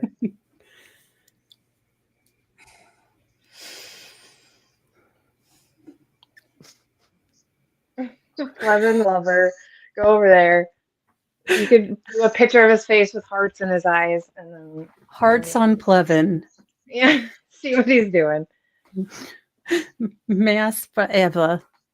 Mm-hmm. Yellow is my favorite color. Yeah, clips. I think they're highly disruptive. So, but Yeah, especially out of context. Yeah, especially out of context. Yeah, and I just found an amazing picture from Marissa account. Oh no, Helen, get to bed. It's late here in Europe. It's 11:15. So holy fazolies. And it sounded like tomorrow is a full day. Friday will be a half day, I think, because it won't be Wadir. Monday, potentially Wadir. We'll find out tomorrow. So. We'll find out tomorrow if Brennan is allowed to use these absolutely stupid statements about what, if any, that car is a consciousness of guilt evidence. Mm-hmm. Can I be honest with you? Can I be frank? I won't be Baker. I'll be frank with you. You can ID it however you want, Baker. Thank you. I think Brennan is an asset. Oh. He does have a vague resemblance. He does look like one. Yeah. I'm just not feeling the love for him, if you know what I mean. If you feel what I'm putting down. No, not at all. He's not good. He's more passionate in the emotions to keep Arca out than he is for this trial, and it drives Yeah, and then he wants to delay it, and then he wants to, and then he wants to, and then he wants to, and I'm just afraid that Bev will allow him because she's been. I have to be honest, Bev has been fair with what's happened in the courtroom. I don't think she's been fair in the motion hearing and calling the extra Wadir. I think she's been fair during the trial. With the jury in the room, she's fair. So far. So far, she is. It's not as bad as the last time. Do you want to object, Mr. Lally? But we'll be back in the morning. Mo will be back at 8 o'clock with her morning Yes. show, talking about all the newsy news that you could choose. Yes. The Why- news why you I'm never so- knew you always needed. Newsy news. Snoozy news. Valhalla will be herding his goats and maybe turn down the audio so we don't get woken up at 4 a.m. by that stupid rooster. That would be a preferable thing, Valhalla. Jamie won't be here much tomorrow. It's telephone day at her work. Some people have been reaching out saying, "What's Jamie doing?" Jamie is working. We have to say Kind of for legal here and reasons, there. that she's working her job. In reality, she's in El Salvador trying to overturn the government as a part of a secret CIA sting operation, but we're not allowed to talk about it. It's very secret. Get cut and dry. Pretty simple. Just pin it on the girl, right? Pretty simple. Just pin it on the girl, right? Objection. Pretty simple. Just pin it on the girl, right?